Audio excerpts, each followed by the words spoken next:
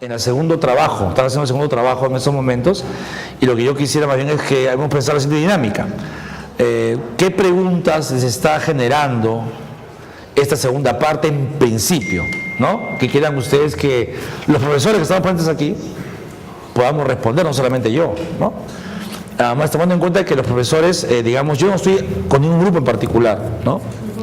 Entonces, y ahí puede haber casuística muy particular, y le he pedido entonces a mis colegas que me ayuden de repente a responder cosas, y yo puedo reforzar si es que veo pertinente intervenir. Entonces yo preferiría que sea un diálogo. Ahora, si hay preguntas en la primera etapa del trabajo, bienvenido. Yo he puesto el PPT por si acaso, si hay alguna cosa lo muevo rápido y podemos conversar. Entonces, esa va a ser la dinámica. Ustedes pueden comentar, pueden dar algún tipo de crítica o algún tipo de aporte. Si podemos reaccionar los profesores, reaccionamos los profesores, ¿no es cierto? Pero no va a ser una cosa de yo hablando y ustedes escuchando, no. Tiene que ser un diálogo, ¿ok? Sobre la base en principio del segundo entregable. Pero si hay punto del primer entregable, también bienvenidas y podemos trabajar. Si está clara la dinámica, ¿está clara? ¿Sí? ¿Está clara? Okay. Entonces empezamos. Tenía entendido que todavía no habían entregado. ¿O lo acaban de entregar recién entonces o hace tiempo ya? Entonces preguntas del segundo entregable, ¿no? Porque el tercero es como una compilación ya del documento, ¿no? De todo el documento de análisis. Exacto, más eso, efectivamente. Bueno, entonces ya lo vemos. Sí, por favor. Sí, doctor, muchas gracias. Pero es que me ha pedido el señor que pasa a nivel internacional en CMD Televisión. Por favor, con toda comodidad.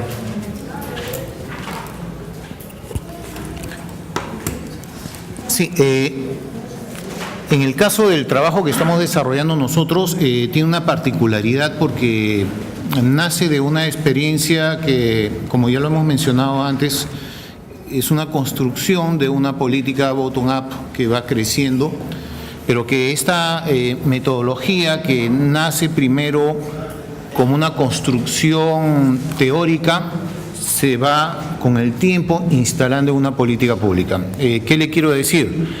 Esto es todo este proceso que nace del PIAS, después la Estrategia de Acción Social y ahora que se acaba de instalar el programa País. Sin embargo, ahora han juntado Tambos y PIAS, que es, esto nace de una propuesta en el año 2012 en la Marina de Guerra del Perú y así fue construido. Claro, el PIAS.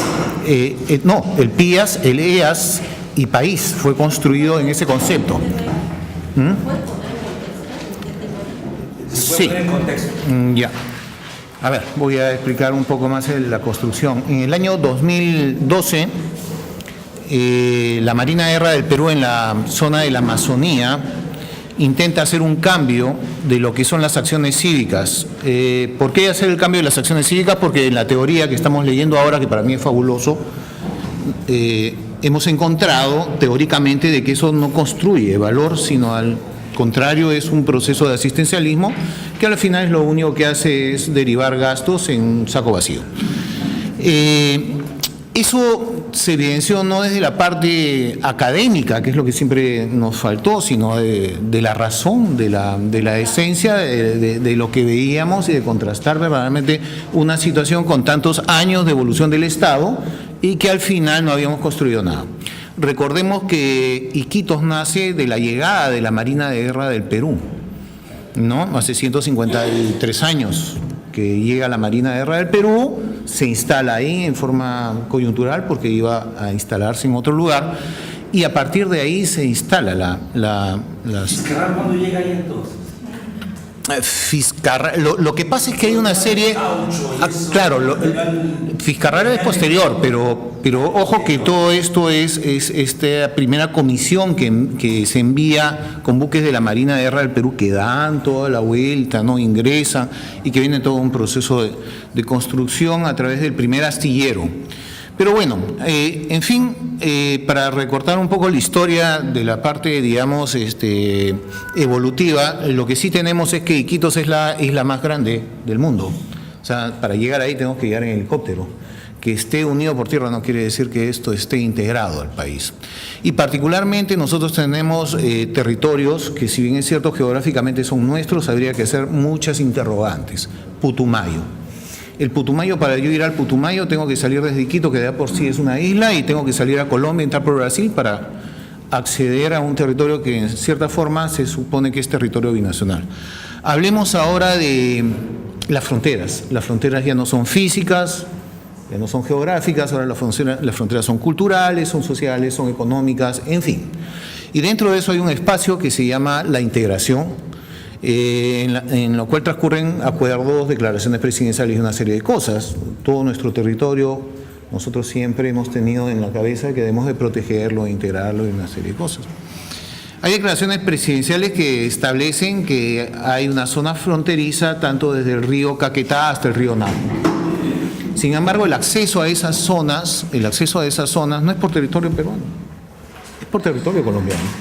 Entonces, ¿de qué cosa estamos hablando? Entonces, a partir de eso, nosotros hablamos en este trabajo que estamos haciendo, en este desarrollo que ya tiene más de 4 o 5 años de desarrollo, digamos, de investigación.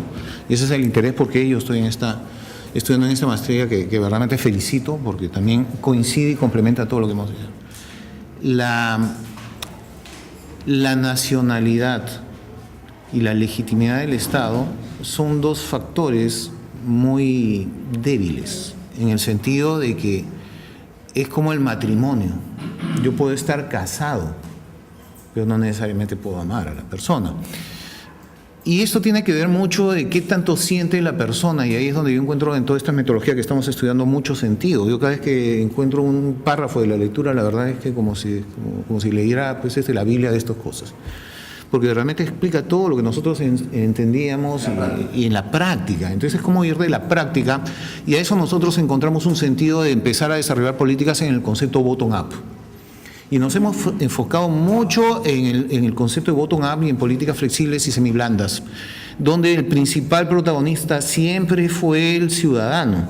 Y es por eso que el PIAS, y muy poca gente lo sabe, todo el mundo ve un buque lindo que articula todo, es la primera política pública articulada que nace bottom-up, porque eso fue creado a través de 5 talleres y con la participación de un montón de sectores que no tenían una política que regulaba que se construya eso. ¿Cuál es la fortaleza de un bottom-up? El PIAS se sostuvo 2 años en una política pública y sin presupuesto. Entonces habría que preguntar si en los 2 primeros años se comportó mejor el PIAS que cómo se comporta ahora con una política pública rígida, porque ha perdido mucho sentido también, eso hay que decirlo. Ha perdido el sentido desde el punto de vista de que ya no tiene ese nivel participativo, porque nosotros hablamos de políticas en ese modelo, políticas flexibles. Y la que regula la característica del modelo es la dinámica y el problema. En tal sentido que la política se convierte como una plastilina con un puño y tiene la forma del puño. El puño son las personas. Entonces es lo que yo siempre encuentro en la lectura. En la medida que la política pierde sentido, viene ese divorcio. Pero ese divorcio en que no me puedo divorciar porque uno tiene una parte y otro tiene otra parte, y definitivamente, lamentablemente. Pero en el sentido real de esa conjunción, ese amalgamiento no existe. Entonces es lo que nosotros experimentamos muchas veces en la zona andina, en la zona rural, donde no hay esa coherencia. Entonces hablamos de 2 cosas dentro de la política: pertinencia y pertenencia. Pertenencia para conseguir el empoderamiento, donde fortalece mucho el sentido de toda esta política. Entonces el modelo, para responderle al profesor, el modelo tiene la estrategia de acción social que después de 3 años de trabajar y trabajar y de trabajar y de trabajar, y ahí me encanta mucho esa lectura que nos pasaron, que era de la parte de políticas públicas, ¿no?, que desarrollamos nosotros el trabajo, donde verdaderamente el hecho de que nosotros estemos observando las políticas, trabajando y sorprendiéndonos, ¿no?, siempre va a llevarnos a vincular con este trabajo. Y no nos hemos desvinculado un grupo de personas desde hace 5 años. Entonces, ya está la EAS, estamos desarrollando, y lo que estamos planteando nosotros en el trabajo es ese concepto de ocupación de espacio, pero no el ocupar el espacio geográficamente, sino en la parte, digamos, cognitiva de la persona, sentir que eso me pertenece. Y esa es la estrategia de ocupación de espacios que se va a complementar a país. País debe tener ese sentido. Y la otra que falta es la estrategia de defensa, que es la vigilancia y control de espacios, que se traduce en todas las declaraciones presidenciales y acuerdos, porque no existe una coherencia entre lo que se firma a nivel, digamos, bilateral con lo que verdaderamente esas personas están esperando. Entonces, esas tres estrategias forman el nuevo concepto de seguridad integral que yo he puesto la semana antepasada en Washington, pero ver desde lo que sucede con la persona hasta lo que van a firmar los presidentes es algo nuevo. Entonces, eso verdaderamente es que no podemos dejar de ver la integralidad de lo que hacemos. Cuando nosotros nos casamos no es solamente entregarle el dinero a mi mujer, sino es ver lo que sucede en el día a día, lo bueno, lo feo, lo bonito, el éxito, el desastre. Entonces somos una conjunción muy compleja y así es el estado y así son las personas. Entonces ese proceso dinámico que se va dando, híbrido, de todas estas amenazas, de desastres naturales, todo eso hay que meterlo en un solo paquete y entenderlo y hacerlo sencillo y digerible tanto para el Estado como la persona. Ese es el tema, profesor. Disculpe que haya sido tan largo. Está bien. Muy bien. ¿Algún comentario que quieran dar a raíz de lo que están trabajando, preguntas o críticas, para a partir de eso reaccionar, ¿no es cierto? Digamos, lo primero bueno, no puedo decir que conozco bien el PIAS, yo más bien soy más un hincha del PIAS, sobre todo porque yo soy muy interesado en las innovaciones sociales. Y los innovadores me interesa bastante, ya es un tema que es clave en el país, ¿no? Porque la forma de atacar la pobreza no se puede hacer de las formas convencionales que hemos venido haciendo. Por ejemplo, el asistencialismo, el populismo, la típica manera que el Estado se ha comportado y que acá nuestro Francisco nos viene explicando, ¿no? Pero seguimos insistiendo. Seguimos insistiendo. Entonces, la gerencia social es como la nueva gestión pública, si podemos llamar así, ¿no? Porque también uno reduce la nueva gestión pública a aplicar herramientas como el marco lógico, hacer marketing. A mí me da risa cuando dicen que la nueva gestión pública es aplicar herramientas de la gestión privada al mundo público. El balance scorecard, y a mí me parece un reduccionismo escandaloso que el BID diga eso. Entonces, por favor, o sea, eso lo venimos haciendo en los 80, estamos aplicando herramientas de gestión, eso no tiene nada de novedoso. Lo novedoso es el nuevo modelo de gestión que estamos buscando implementar y construir en proceso con mucha dificultad, en un contexto en el que el país está recién descentralizando. Ojo, o sea que es un país que ha estado toda su vida centralizado, ¿no? Y yo por eso digo que ahí se jodió el Perú, disculpen la palabra, pero eso es lo que dice Varguitas, ¿no? ¿Cuándo se jodió? Cuando decidimos ser un país centralista que obvia sus regiones y todo se concentra en Lima. Por eso es un país que tú vas a otros países de América Latina y es una diferencia enorme. Lima es un monstruo y las marcas después, tú vas a cualquier país, al propio Bolivia, como siempre digo, Cochabamba, me gusta más que La Paz, Cochabamba, lejos, pero lejos. Voy a Guayaquil y Quito, no sé en cuál me voy a quedar, los dos me encantan, o sea, y Colombia ni hablar, que he estado hace poco, Medellín me fascina y mejor que Bogotá. O sea, a eso voy, ¿no? Entonces, esta nueva gestión, que podemos llamar gestión social o gerencia social, implica que en la mirada del territorio, cómo cooperamos, cómo concertamos, cómo nos articulamos o, como yo digo, cómo cogestionamos. Y esa decisión política parte de que hemos reconocido que hay problemas complejos que la Marina solo no lo va a resolver, pues, o que el Ministerio de Justicia solo no va a resolver, o que el gobierno regional solo no va a resolver. Cuando los actores claves se dan cuenta de que solos no pueden, tienen que ver la forma de decidir políticamente cooperar. Y ese cambio de chip es lo que estamos construyendo poco a poco. Cómo concertar, cómo buscar mecanismos institucionales, no solamente, por ejemplo, yo los innovadores los admiro, pero si no institucionalizan la propuesta y queda en manos del innovador, se va el innovador y todo se cae. Tenemos que además institucionalizar la propuesta, que quede como parte de la cultura, de los procesos, de las normas, de las leyes, de las políticas. Y el innovador hay que agradecerle, reconocerle, o innovadoras, estamos en la foto, que fue el aporte, ¿no? Yo fue la primera política que yo admiré y que me pareció interesante, es la que se llamó primero Crecer. Crecer, ¿se acuerdan de Crecer? No fue un modelo del gobierno, fue un modelo de sociedad civil organizada. Toda la cooperación ligada a USAID, por ejemplo, estaba trabajando este modelo de crónica, que luego Alan García compra el modelo y lo convierte en política pública, programa, y ahora es política y se llama Incluir para Crecer y articula 16 sectores del Estado. Gestión de riesgos, que es lo que ahorita estoy muy preocupado por el tema de los terremotos, y sabemos que si hay un terremoto como en Chile o México, más de la mitad de Lima se cae, ya sabemos eso, el dato está dado. ¿Cómo vamos a reaccionar? Yo me pregunto si así nomás como los huaicos que el agua escaseaba, sentía que esto de que tiene el ser humano, ¿no?, le sale el egoísmo y se olvida del prójimo y se vuelve un salvaje. Yo veía en gente supuestamente con educación, en Surco, en un vivanda, cómo la gente se peleaba por el agua y no respetaba una cola mínima, ¿no? Y no había escasez, o sea, había corte de agua, pero había, entonces la gente, la viveza, no respetaban la cola. O sea, si esta gente que es formada, instruida, que tiene cierta comodidad económica, se porta así, entonces yo estoy muy preocupado por lo que puede pasar en Lima si se cae, si se destruye la infraestructura de agua y desagüe. No quiero ni imaginarme. Entonces, ese problema, por ejemplo, el INDECI no lo va a resolver solo, pues me queda clarísimo.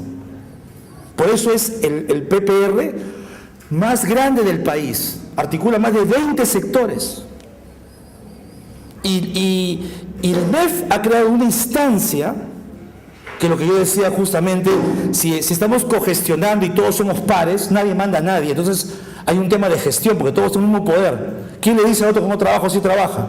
Entonces el MEF ha creado una instancia que yo justamente recomendaba en un artículo que decía, autónoma con poder para regular las velocidades de cada institución y trabajar a un ritmo que permita alcanzar el impacto. Y el MEF ha creado esa instancia, que es de apoyo técnico, que mueve la máquina, y lo que yo he dicho es que debiera estar ese sistema en un sistema de rendición de cuentas transparente, es decir, cada año, cada 6 meses, esa instancia del Ministerio de Economía debería publicar en la página web cómo avanza cada sector en ese PPR articulado. ¿Qué hace cada uno? Con semaforizado, quién avanza, para que la gente en vigilancia social sepan quién trabaja y quién no trabaja, pues quién es eficiente, quién gasta, quién no gasta. Debería publicarse abiertamente esta información, ¿no? Así que, me estoy perdiendo esta riqueza de ustedes, de repente no soy parte, pero de repente mis colegas pueden decir algo, no sé si a partir de eso les encantaría agregar algo, por favor. Ya, gracias. Bueno, justo la intervención y el tema que se ha tocado a partir de la intervención de Francisco Bolaños, él está en mi aula, y así como él, del grupo de él tengo 4 más, y justo este grupo tiene un caso, un tema que le da una suerte de novedad al conjunto del trabajo que tenemos en el aula 401, porque tiene algunas particularidades. Uno, de que enfatiza mucho la estrategia de gestión del territorio.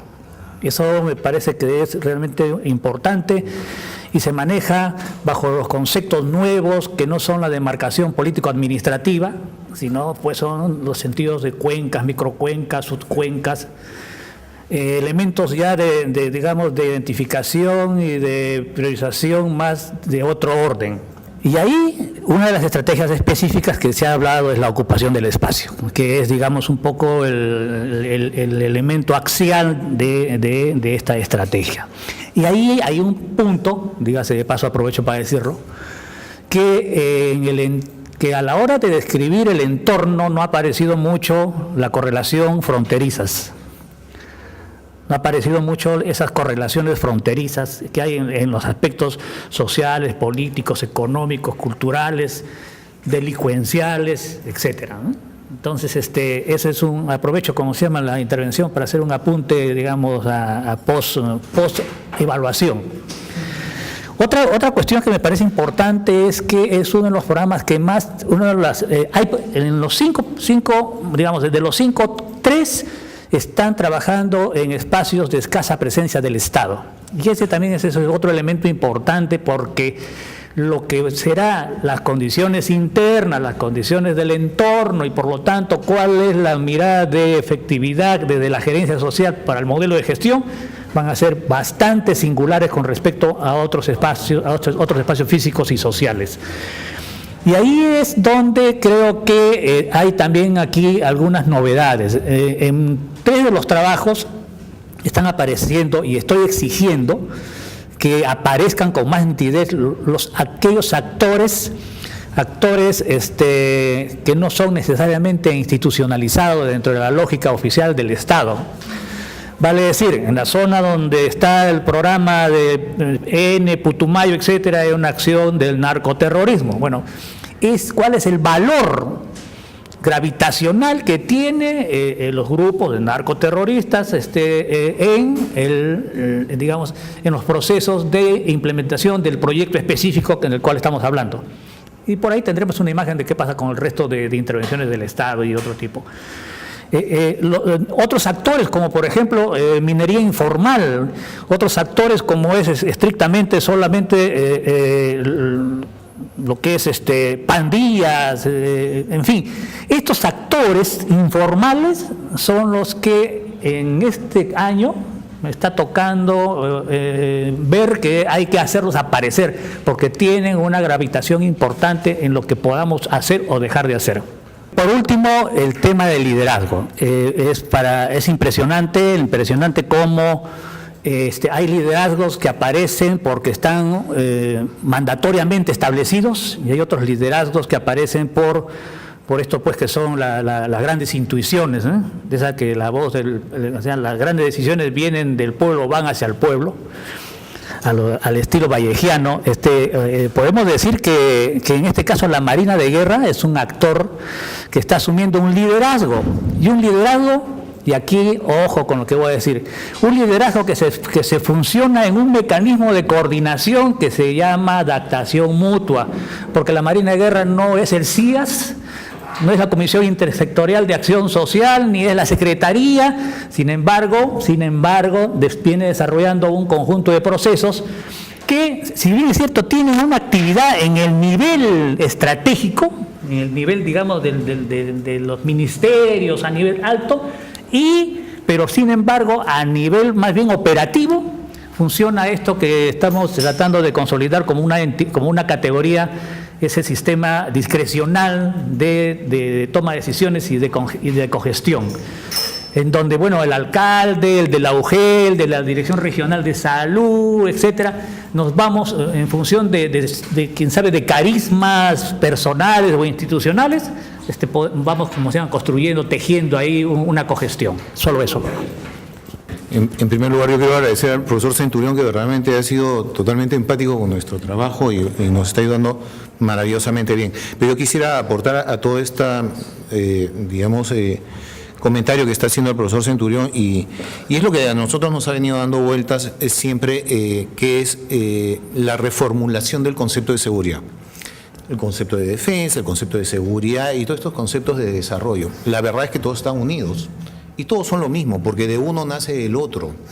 Y es una transición que lamentablemente no la podemos seccionar y parametrar y llevarla por cuerdas separadas, y ese es el grave error. Entonces, en ese caso, nuestro trabajo es cómo focalizamos y encontramos la dinámica social. Empoderamos a los actores, encontramos todo esto que nos está mencionando el profesor Centurión, de estos nuevos actores, para entender un significado de seguridad mucho más amplio, que tiene que ver desde el desarrollo, porque yo, si tengo desarrollo y tengo prosperidad, me siento seguro, pero eso ¿a quién le corresponde? Al sector interior no es así, pues. Entonces, ¿de dónde salen estos nuevos actores? ¿Y cuándo se distorsiona el modelo o el sistema para dar pie a esta irrupción de ese proceso legítimo o legal, que se legitima después por una necesidad por ausencia del Estado? Entonces, todo esto es lo que nosotros tratamos de circunscribirlo a este espacio que muy bien ha dicho usted, doctor Bobadilla, de estos espacios sociales, esas delimitaciones donde yo ya me siento diferente del otro, y esto crea una nueva frontera cultural y social, donde me permite a mí interactuar adecuadamente con otro espacio, pero no necesariamente podemos ver transversalmente políticas, vamos a llamarle universales, donde lamentablemente yo me adapto a la política y no la política se adapta a darle solución y respuesta a los grandes problemas que verdaderamente buscan estas poblaciones que generalmente están no solamente excluidas, sino prácticamente abandonadas, ¿no? Entonces esa es la idea, encontrarle sentido a lo que se puede hacer con el presupuesto, no solamente con el presupuesto del Estado, sino con la voluntad política y pública, porque no necesariamente yo pienso que no se necesita mucho presupuesto para hacer grandes cosas, sino solamente orientar voluntades y encontrar sinergias, y ahí es donde están los stakeholders con la verdadera voluntad y responsabilidad que tienen al ser empoderados como tales, ¿no? Es buscar esos alineamientos de objetivos. Y eso es lo que se llama capital social. Capital social. Que es lo que es fundamental en el desarrollo de un país. No requerimos, de acuerdo, ¿eh? No todo es plata. Necesitamos recursos, claro, pero muchas cosas se pueden complementar con la capacidad de asociarnos y de generar sinergias. Me gusta esa palabra. Bien, colegas. ¿Qué más? Por favor. Muchas gracias. Sí. Bueno, buenos días. Sí. Buenos días, yo soy Marta de Mesón y quería comentarles un poco el trabajo a la luz de lo que has comentado, el trabajo que hemos venido presentando con Inés Jurado. Nosotros hemos presentado la experiencia de un proyecto desarrollado por una ONG. Esta ONG es Pronsex, que trabaja todo el tema de derechos sexuales reproductivos.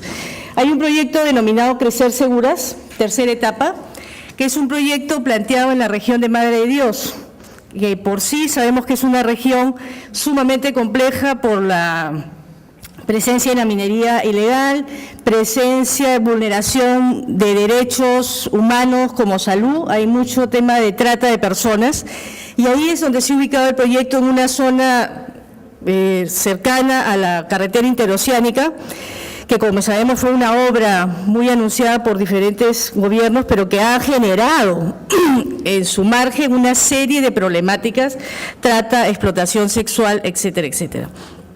Entonces, ahí se ha desarrollado el proyecto que se Seguras, que tiene un componente de prevención. Nosotros asumimos que la trata tiene una etapa previa, que es la violencia sexual vivida por menores de edad en sus hogares. Si eso no es bien trabajado, es el paso previo para la trata de personas, ¿no? Por eso es que hay una inserción en una comunidad que se llama Santa Rosa, que queda 20 minutos de La Pampa. No sé si habrán escuchado hablar de repente de la zona de La Pampa, es donde se concentran los prostibares y la zona de tratantes. Ahí no hay presencia de Estado, no hay comisaría, no hay... En Madre de Dios, que es la zona de La Pampa, que es la que estaría más cercana, porque cruzando río hay zonas de explotación minera donde no se sabe en realidad. Por eso es que a veces algunos suelen decir, Madre de Dios, tierra de nadie, a veces dicen, ¿no? Entonces, ahí se ha intervenido, tratando en Santa Rosa, como comunidad previa, desarrollar un trabajo con la población en la institución educativa, con los actores, y ahí venía el tema de los actores, ¿no? El sector salud, educación, Poder Judicial, Ministerio Público, el Centro de Emergencia Mujer, la institución educativa, padres, madres, y el alcalde de ese centro poblado menor, ¿no? Y con ellos había una experiencia interesante de articulación en una red de prevención de la violencia en Santa Rosa. Esto se articula a su vez en una política nacional que hay que nació del Ministerio del Interior, pero que articula, que es la Comisión Multisectorial Permanente contra la Trata de Personas. Entonces hay una relación ahí. Pero sin embargo, cuando nosotros desarrollamos actividades en La Pampa, aparecen otros actores, que son los dueños de los prostibares, los tratantes. Y un elemento privilegiado en el proyecto es cómo acercar el derecho a la salud, el bien de la salud a las víctimas de la trata. Ojo que el proyecto no es rescatar, porque ahí, por tema de seguridad, nosotros no podemos intervenir. Ahí nos articulamos con el Ministerio Público y con la policía para que ellos, con los mecanismos y procedimientos que tienen, lo hagan. Entonces, ¿qué hacemos nosotras desde el proyecto? La estrategia es articularnos con todos y sobre todo con el sector salud para hacer campañas y llevar las campañas a la zona de La Pampa. Pero nuestro equipo no va como personal de Pronsex, va como personal de salud, pero con unos materiales que por lo menos en 10 minutos, porque la víctima no puede estar más de 10 minutos en la campaña, puede acceder a información, oye, puedes recurrir acá, acá y acá. Entonces, este es un proyecto muy interesante, pero a la vez en condiciones también con actores múltiples. Yo les digo, un requisito para hacer la campaña de salud en La Pampa es que el sector salud coordina con los coordinadores de los prostíbares, para que ellos accedan a hacer eso. Entonces tú dices en la balanza, ¿qué hago? Estoy dialogando con el delincuente, ¿no es cierto? Pero ¿qué hago? El bien, ¿cómo acceden esas víctimas a esta información? ¿Se dan cuenta? Qué terrible que si sabemos que tenemos que trabajar, tengo que apelar a que me caigas bien y que te me des tu tiempo, está rogándote, mira, que la tratas, y eso me parece así lamentable, el desgaste. Ahora, si tú llegas a hacer la buena confianza y la relación linda, cambian a la persona, vuelves a empezar, y eso es de nunca acabar. Tiene que ser una cosa institucional. Muy, muy interesante este tema y qué bien que están estos temas en el curso, ¿no? Y que nos generen desafíos y nos generen información para seguir profundizando desde la práctica, como dices, de abajo hacia arriba, y la teoría tenga más consistencia en relación a esos casos que menciona. Muchas gracias. No sé si hay otro comentario adicional que otro grupo quiera presentar o preguntas, por favor, es un espacio de diálogo. Yo quería hablar de algo que... El pueblo quiere escucharte. Ok, a raíz del trabajo, digamos, me tocó ir a hacer entrevistas con personas que están trabajando en el programa. ¿Qué programa es, por favor? El programa es Vida Digna, pero ha sido fusionado al INAVIF. Entonces, lo que yo venía... Contexto, por favor, para escuchar Sí, pero no quería entrar en el contexto del programa, porque lo que quería yo comentar es a raíz de algo que estoy sumando de ellos, que estamos viendo que, dado que se trabaja, digamos, con un enemigo, voy a usar una palabra muy simple, un enemigo afuera, sea cual sea el enemigo. En algunos casos el enemigo puede ser la extrema pobreza, la enfermedad, digamos, la vulnerabilidad del ser humano frente a la furia de la naturaleza donde no ha sido respetada, sea cual sea lo que está amenazando. Las amenazas muchas veces son muy poderosas, lo que tú acabas de describir, la amenaza es muy fuerte y hay que ir, en este caso, por ejemplo, a sostener, sea como sea, puede ser una danza de un diálogo, pero ese frente es muy,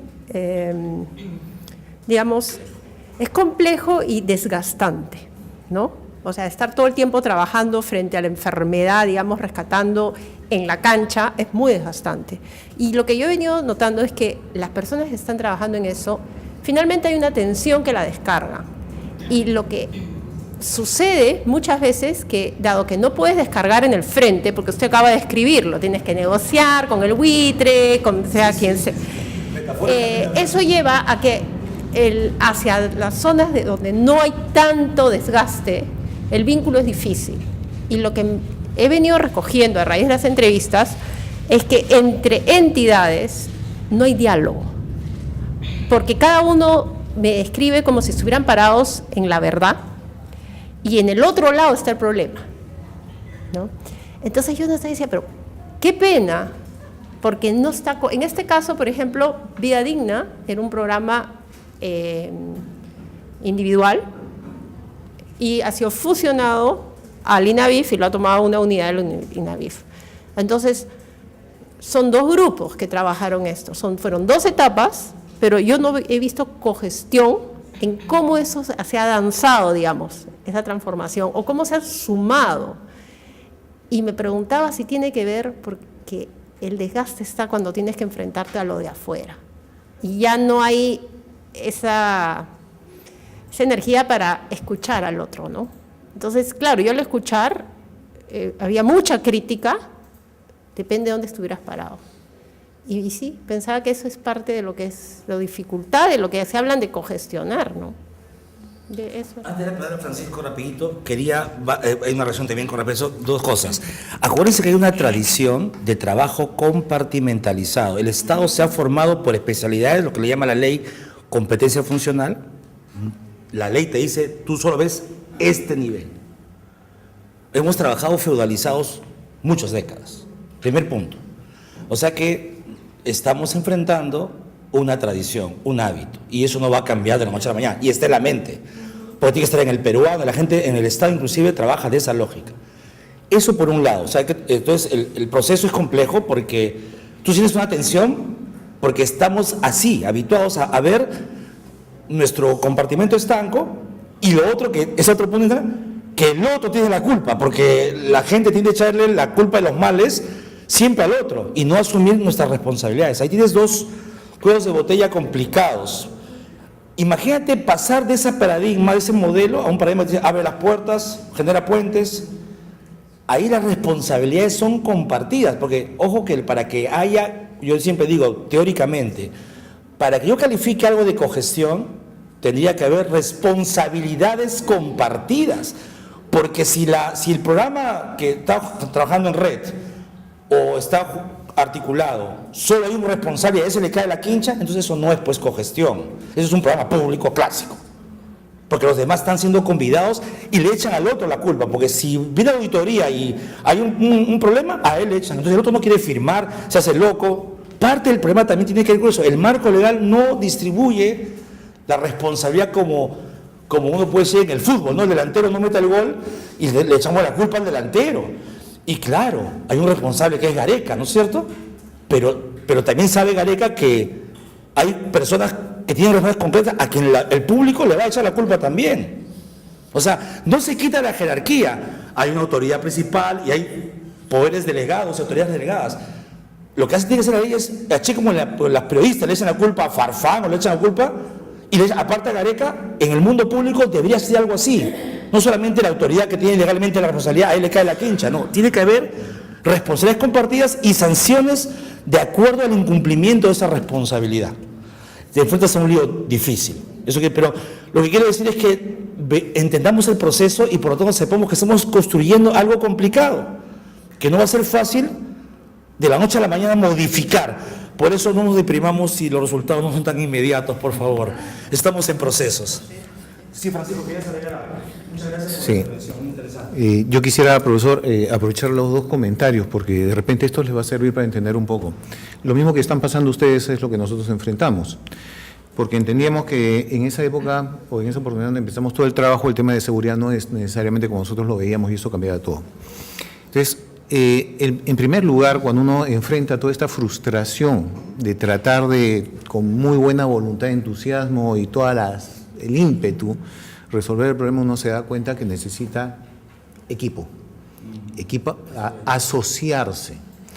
Y esa asociación no es fácil porque nos damos cuenta, como dice el doctor, lamentablemente el Estado está formado de tal manera para no asociarse. En primer lugar, nosotros rompimos eso, porque la estrategia de acción social que forma el corazón o la esencia en ese primer momento del PIAS trabaja en forma transversal, por consiguiente no hace caso a las tareas, funciones y roles, sino rompe todo y crea todo a partir de un problema que se pone en la mesa para discutir. Ahí es donde caen los primeros estos, como dice el doctor Ratas, que yo le podría peores nombres.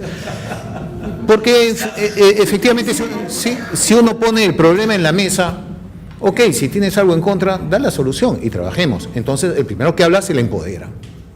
Se le empodera en grupo. Entonces, esa dinámica empezamos a trabajarla nosotros y empezamos a ver que el problema no era necesariamente las causas que se planteaban, y ahí hicimos una definición que no solamente el análisis debe ser multicausal, sino multicontextual, y que son dos espacios diferentes en los que se analiza cada cosa. Entonces, en ese descubrimiento que han hecho ustedes, van a salir muchas causas, claro, van a salir muchas opiniones.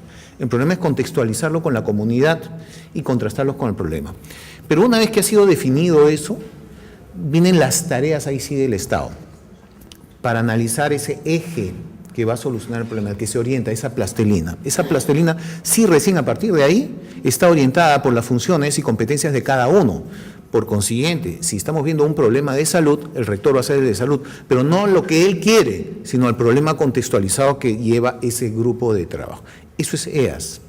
Entonces, la definición del problema siempre debe ser multicausal, multicontextual, y después debe ser lateral, porque cada uno tiene una interpretación, y de esa interpretación que cada uno tiene, si yo, por ejemplo, militar, yo no voy a tener la misma interpretación que el profesor Centurión y el profesor Bobadilla, cada uno, ellos tienen eso, pero ellos no pueden excluir mi opinión tampoco. Entonces, esa complementariedad nos hace ser humanos integrales, completos y atléticos.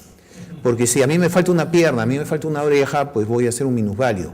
El Estado no puede ser minusválido. Y lo peor es que no es solamente minusválido, sino que cree que es una mano, una oreja que camina sola, dice todo, solo en su ámbito de competencia, desconociendo la integralidad del cerebro y de todo eso. Entonces, cada una de las partes del Estado como los programas que hemos escuchado y lo que estás mencionando, son completamente, son complementarios.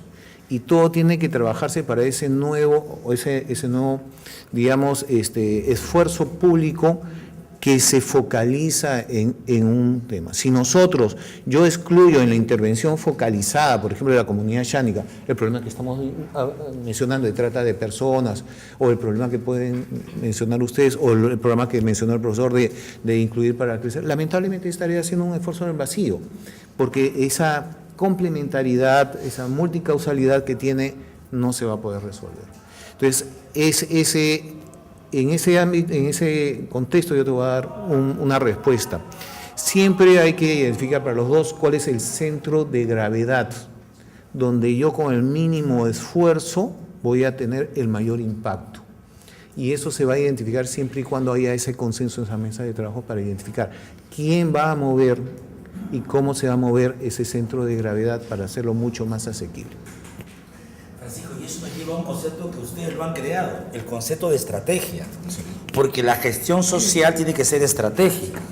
No puedes ahogarte en un montón de actividades que vas ejecutando porque están en el presupuesto y no sabes si están impactando dejando un objetivo que es el que orienta al colectivo.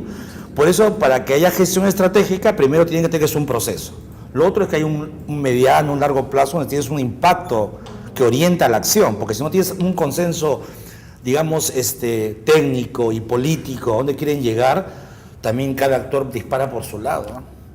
Entonces, eso de la mesa, de una mesa de diálogo en la cual los actores se ponen de acuerdo a dónde quieren apuntar, es el primer paso. Pero si tú vas con cada uno solito, eso es complicado. Eso es que ustedes han hecho de decir de abajo hacia arriba, de una mesa, sentar actores, poner un problema, que la primera sea una mesa frustrante, que no cae, la segunda, van apareciendo las ratas, esa palabra no me gusta, pero van apareciendo los actores que a la larga no van a querer apoyar, porque además, acuérdense adelante, que esto afecta a intereses, colegas. Estamos hablando de que en el mundo de los bienes públicos hay intereses de por medio, entonces sabemos que construir alianzas a favor de un punto de vista común, alguien va a verse afectado. En esto de ¿cómo le llamamos? Los bares, ¿cómo le llamas? Los prostibares existen. Tú no, y seguro que tiene hasta permiso del municipio para que existan. Porque los alcaldes además tienen negocio de venta de combustible. ¿A quién vende ese combustible? A todo ese movimiento económico. Pero en esa maraña, ¿cómo tú introduces estratégicamente el tema? Y entonces, por eso que es este tema de hacer las mesas, te permite generar alianzas y equilibrar poder. De esta manera que construye esa posición. Entonces, de alguna manera la autoridad local se puede ver, digamos, desnuda en su posición porque los actores están presionando por un cambio. Y ahí viene el conflicto. Y va a aparecer, no tenemos que negar el conflicto, va a aparecer. Pero tenemos que tener claro que llegar a ese objetivo va a ser un camino complicado. ¿Cómo me gustaría que sea, como dice Francisco, en el sentido de dónde poner las energías? Y eso es así, o sea, es un planteamiento estratégico. ¿Dónde pongo para que el desgaste emocional, físico, no sea tan grave? Porque si somos voluntaristas, colegas, en esto estamos perdidos. Eso sí, si se puede, huyan de esa palabra, si se puede, por favor. No la usen, si es mejor.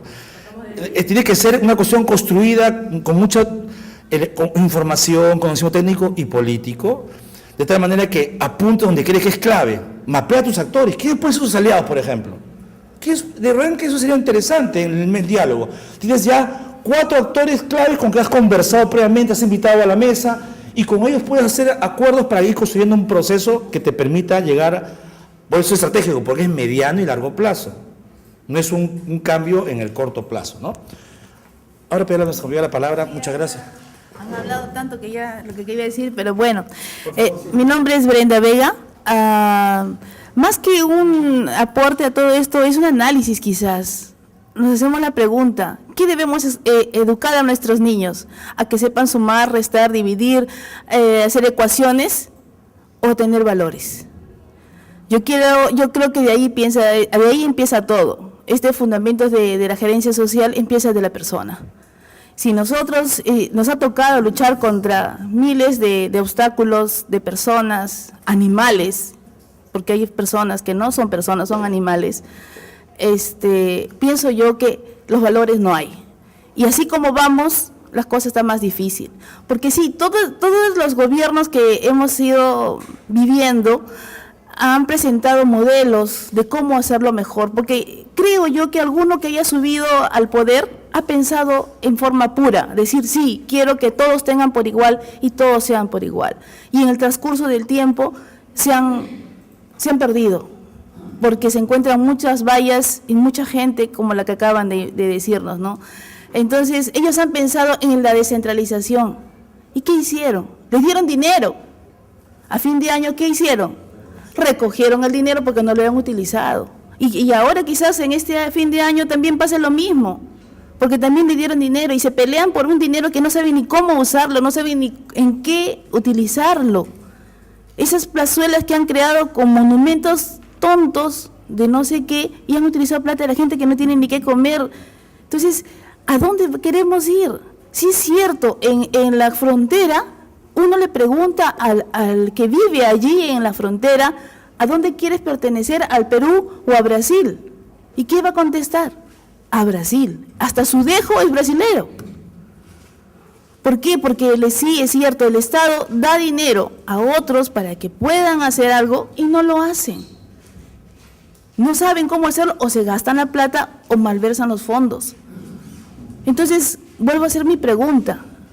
Mejor, ¿por qué no utilizamos escuelas de nuestros niños o nuestros nietos, muchos de nosotros, a enseñar mejor los primeros 3 años de vida escolar a tener valores?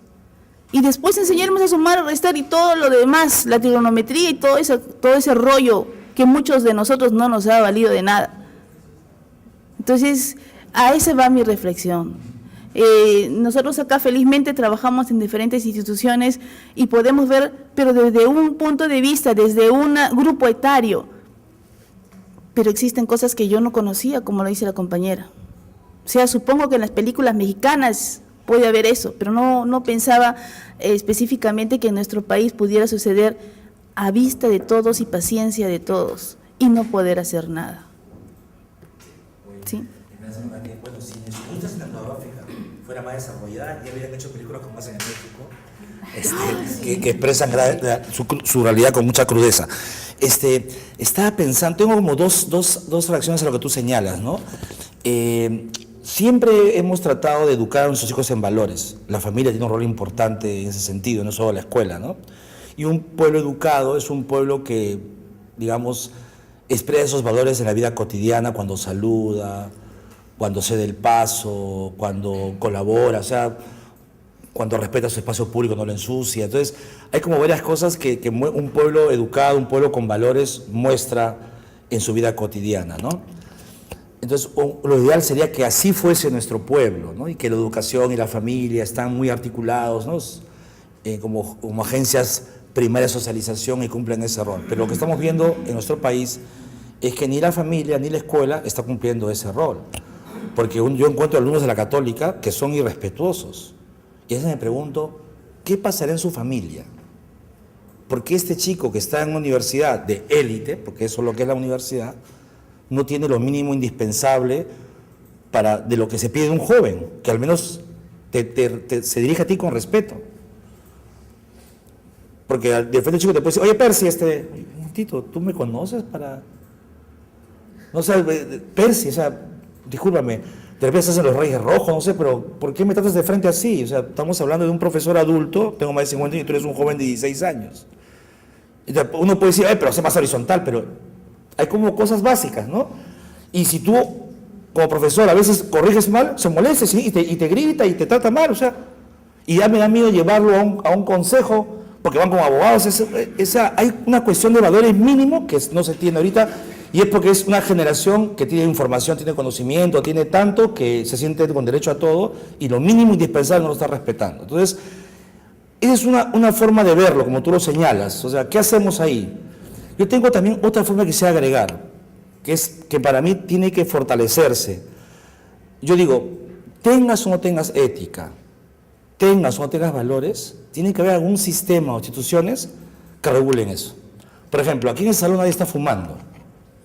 ¿Fumar hace unos años era saludable o no? Para muchos era la parte intelectual, con cigarrillos, Era lo lógico, o sea, nadie podía discutir en un salón de clase si no había una pipa, un cigarro, porque el humo era sinónimo de intelectualidad. Entonces el mundo académico estaba lleno de humo. Yo me acuerdo en mi salón de clase cuando era universitario, el olor del salón era cigarro y era normal. Ahora sabemos que es dañino y que, ya he visto el dato, se ha reducido en 30, OMS, creo que es OMS, que Perú ha reducido en 30% el consumo de tabaco. Qué gran logro, ¿no? La pregunta es, ¿cuánto ha invertido el Estado, cuánta plata en sistemas de control, regulación, no sé, o difusión, para que eso suceda? Mi impresión es que no ha invertido ni un sol. La ley la hizo un congresista que estaba harto de que sus compañeros fumaran cigarros, tengo papá caballero que tomaba pipa, y hizo una ley, la puso y la aprobaron. ¿Pero qué hizo que la gente lo respetara? El control social. Nosotros hemos sido capaces de frenar eso. Nosotros. ¿Cómo logramos que nuestro país tenga instituciones que frenen eso? Por ejemplo, por ejemplo, los Odebrecht nos ha hecho un daño enorme, y no solo los Odebrecht, muchas cosas de ese tipo de corrupción. Siempre digo, ¿por qué Odebrecht, un empresario o un funcionario público se persuaden o se dicen, oye, bueno, ¿cómo es? Porque el funcionario o el empresario voltean, control de la República, no funciona, fiscalía no funciona, control interno. Las instituciones que tienen que controlar eso no funcionan, y al no funcionar, más allá de que tengas ética o no tengas ética, o bueno, tío, después la gente comienza a justificar, me pagan mal, entonces creo que esa plata la merezco, o mi hijito necesita esto, y entonces todos justificamos lo que hizo Odebrecht en el país, no solo ahora, por eso yo creo que viene de tiempo. Es como pasa a los jóvenes de derecho, siempre los asusto con esto, pero es la realidad. Todos los chicos de derecho quieren ser eso, la justicia. Y cuando van al Poder Judicial encuentran un sistema tan corrupto que por más que el joven tenga la ética que quiere tener, se ha obligado a caer en ese sistema. Quiera o no quiera, porque no hay otra forma que funcione el sistema jurídico si no es a través de la coima, del secretario. Tú ves que el sistema es eso. Entonces, mientras las instituciones no cumplan un rol de vigilancia y las personas somos capaces de controlar eso y demandar, no veo forma de cambiar. Creo que hay que capacitar e inducir los valores, pero también necesitamos sistemas de control de esos comportamientos que destruyen la cultura de nuestro país. Sea legalmente, sea económicamente, y creo que parte del esfuerzo que tenemos que hacer con gestión social es eso. Gente que sea capaz de controlar y disuadir y persuadir o limitar algún acto que vulnere la cultura de integración, la democracia, la ética. Me parece importante, porque si uno ve, por ejemplo, las instituciones que deben velar por eso, como las iglesias, también uno tiene miedo ya, ¿no? Porque hasta los padres son pedófilos y estamos con un problema de los iglesias son corruptos, entonces tenemos a mirar que las instituciones que velan por esa equidad, por esa justicia, no cumplen la función por la cual nacieron y por la cual se les paga un salario, ¿no? Entonces, para mí el tema es, sí, hay que formar en valores, pero también hay que fortalecer instituciones y capacidad de las personas para denunciar y poder persuadir o limitar el comportamiento que daña el respeto a lo básico para convivir, ¿no? Pero bueno, eso me ha dado como una reflexión a lo que tú señalas. Bien, otro comentario, pregunta, por favor. Por favor, sí. Yo creo que esa es la educación, que es, o sea, tendría que ser la base. ¿Por qué? Aquí, bueno, y en muchos países se fomenta una educación basada en la competitividad. Es decir, y más aquí, yo lo he visto aquí porque tengo el contraste de conocer las dos un poco, y una haberla vivido y la otra la he conocido aquí como profesor. Yo tengo el primer puesto, yo tengo el segundo puesto, allí, por ejemplo, eso no existe. O sea, y muchos problemas que veo que pueden pasar en proyectos o a nivel de instituciones es porque se basa en competitividad. Yo desarrollo el eje de infraestructura, que nos pasa a nosotros en el grupo, por ejemplo, y lo desarrollo más, y yo lo estoy haciendo bien mi trabajo, pero el proyecto no va a ningún lado. En cambio, si se basara la educación en cooperación desde pequeños, pues estás cambiando la visión que van a tener cuando sean mayores ese pueblo. Con lo cual el trabajo seguramente coordinado sea mucho más fácil, nadie se ponga las medallitas de nosotros hemos avanzado, el resto da igual. Entonces, yo creo que más es qué tipo de educación queremos, más que valores. Valores se trabaja, yo trabajo como profesor y valores trabajo. Pero bueno, si al final cuando lleguen para entrar a la universidad, lo que les van a mirar es un numerito que han sacado, no si a él le gusta realmente eso, si tiene vocación por eso. Yo creo que es parte desde abajo, o sea, desde el Estado tiene que tener otra línea educativa, porque es que se solucionarían muchos de los problemas que tenemos ahora y lo vemos en casi todos los proyectos o programas. No saben trabajar en equipo y es un valor que yo creo que se trabaja en la escuela desde siempre, pero ¿qué?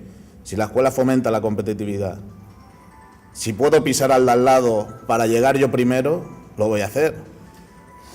Si además luego me van a pagar por eso.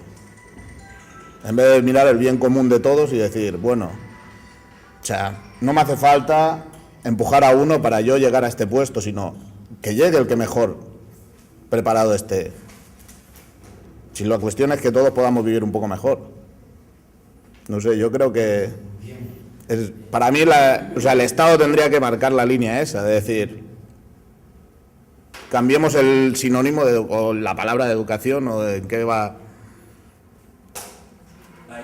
Por favor. ¿Qué tal? Buenos días. Nosotros justamente estamos viendo el Plan Selva, que es un proyecto que se trabaja en el eje educativo, pero que aborda más allá del hecho de solamente ver la educación como material o como docencia o aprendizaje. Nosotros vemos que este proyecto, por ejemplo, tiene varios campos de acción y como decía Raúl, hemos detectado que hay un eje donde están liderando más, que es en el de infraestructura, que lamentablemente es uno de las falencias, por así decirlo, en varios de los programas. Lideran más en un eje que en otro, ¿no? Y vemos que en aprendizaje, en docencia y en los otros que tenían muy buenos planteamientos en un inicio como parte de sus resultados a obtener a corto, mediano y largo plazo, no se han logrado, ¿no? Y cuando hacemos el análisis justamente de este proyecto, detectamos que básicamente no se ha logrado por una falta de trabajo en equipo, ¿no? Porque si bien es cierto, como decían nuestros otros compañeros, se siente una mesa de diálogo, se trabaja articuladamente, se buscan otros actores sociales, se va a la comunidad, se desarrolla con ellos diferentes propuestas, ¿no?, educativas para adaptar planes a cada una de las localidades. Pero ¿qué pasa luego con la articulación cuando ellos regresan, cuando estos actores sociales que tienen que ver con el Estado regresan al buró, por así decirlo, a la oficina? Y, por ejemplo, decimos, no llegan los materiales educativos cuando tienen que llegar, o no hay docentes que todavía quieran ir a la selva para poder dictar, ¿no? Entonces, y cuando analizamos, las falencias son principalmente por una falta de trabajo en equipo, ¿no? Entonces, ahí es donde el enfoque de gestión, de gerencia social, no se aplica al 100%, porque sí tenemos el lado participativo, sí tenemos el lado de articulación intersectorial, sí tenemos el lado de empoderamiento a la comunidad en el eje de infraestructura, en otros ejes, pero no en, por ejemplo, en estos, ¿no? Entonces, son algunos de los puntos que nosotros hemos podido analizar, por ejemplo, en nuestro proyecto. Fuera del equipo ejecutor, que articula varios actores, que sea que la que vigile la velocidad, el ritmo de cumplimiento de cada actor que está articulado.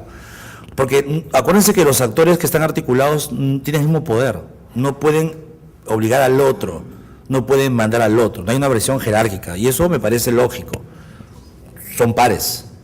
El tema es cómo hay una instancia que sin ser su jefe es el que facilita la gestión de ese esfuerzo compartido y reporta los resultados de cada sector. Yo digo, por el lado de los incentivos está, por ejemplo, si yo soy, por ejemplo, Ministerio de Educación y otro es Ministerio de Salud, y la población se entera que educación tiene un avance del 20 o al revés, y salud tiene del 80 y sale en público, si yo fuera ministro o viceministro, yo llamo a ese equipo, ¿por qué estoy en 20%? ¿Qué pasa? Y nos controlamos mutuamente. Y fíjate, es una entidad que tenía mucho más control del proceso que si fuera interinstitucional. Y eso es porque también los ministerios o los gobiernos regionales están feudalizados internamente. Y cada uno tiene su compartimento estanco y cada uno tiene su feudo. Entonces no quieren coordinar y no hay la autoridad. Por ejemplo, esa historia que, ¿cómo llamaste a la que está encima? Secretaría de Planificación Estratégica. Debiera tener la responsabilidad de que eso funcione alineado. Pero lamentablemente hay poderes internos, fácticos, que ahí es parte de los análisis que habría que hacer es explicar por qué no trabajan de manera más articulada. ¿Qué explica? Porque funcionalmente la instancia que han mencionado debiera nivelar y no lo está haciendo. El plan, por ejemplo, la planificación debiera ser coordinada, que el objetivo es compartido. Y no es así, cada uno tiene su objetivo particular como infraestructura. Y tomen con otra cosa, el Ministerio de Educación antes no construía, era el Ministerio de Vivienda, y lograron meter a PRONIES dentro del Ministerio, lo cual potenciaba un trabajo más articulado, sin embargo no está pasando. ¿Ves? O sea, las soluciones no son tan rápidas como uno se imagina. El modelo de gestión interno también debería buscar una articulación, y por eso los PPRs tratan de frenar esa feudalización interna de la organización. El PPR trata de ser que las áreas están con un objetivo común, y estoy seguro que hay un PPR que articula a dos sectores, ¿o no me equivoco? No estoy segura de eso. Pregunten si hay un PPR que articula a todos. Existe como papel, pero en la práctica cada uno sigue trabajando en su compartimento estanco. O sea, tenemos que todavía empujar internamente para que internamente los sectores estén más articulados en términos de gestión, ¿no? Y funcionan mejor. Francisco, después ahí, por favor.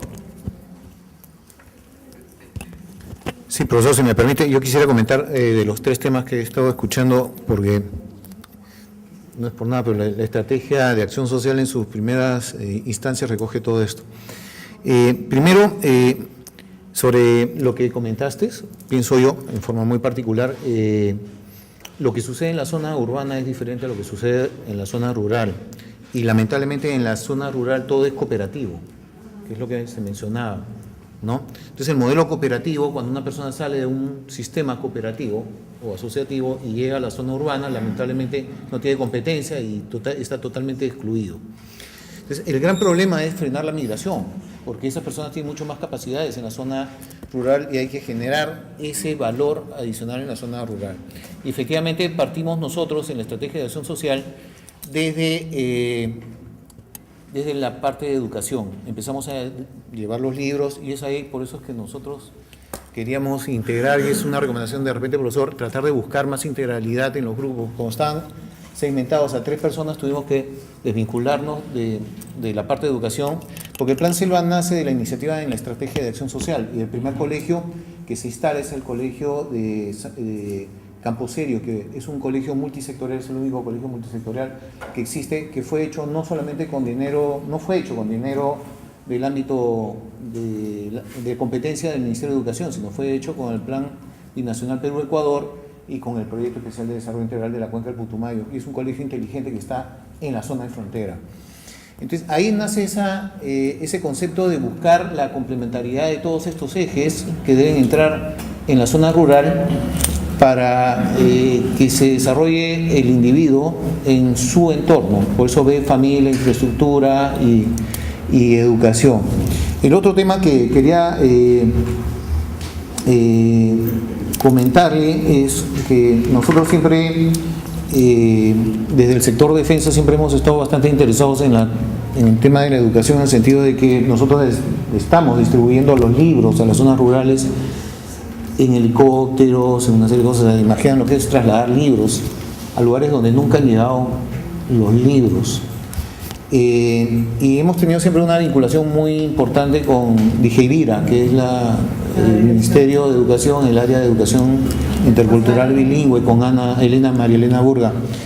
Y a partir de recién hace unos años se han empezado a traducir los libros. Nosotros íbamos con el PIAS y encontrábamos que en los colegios se enseñaba a leer con J de jirafa, con E de elefante, ¿no? Con P de piano, y habían libros en inglés y no habían libros en la lengua. Entonces yo me imagino que si me empiezan a enseñar a mí desde chico en japonés, me imagino que no hubiera entendido ni siquiera las matemáticas, ¿no?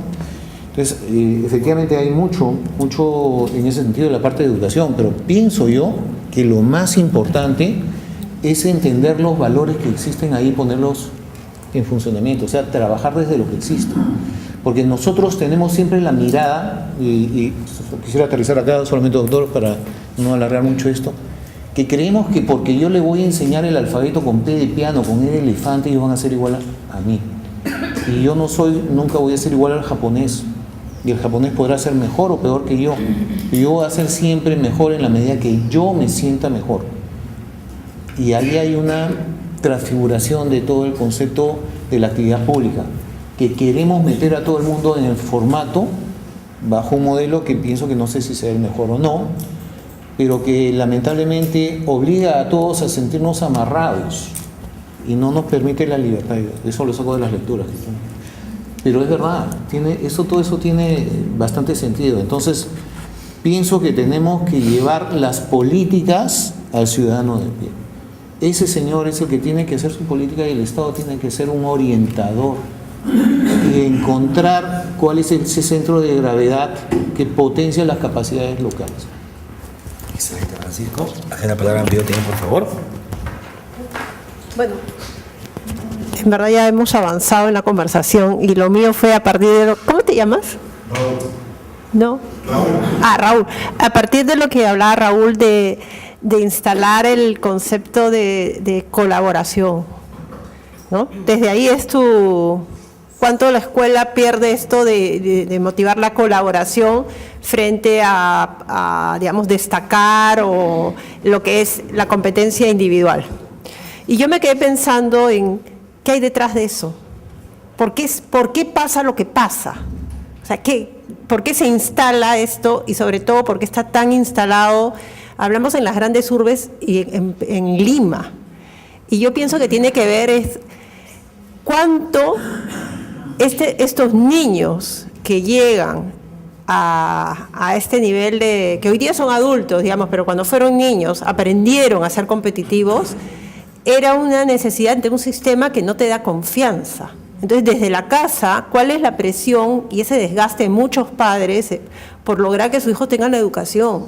O sea, aprovéchala tú, y aprovéchala tú o sea, no se trata de que estás en un espacio que te está sosteniendo, y sí, suelta, sé colaborativo, no.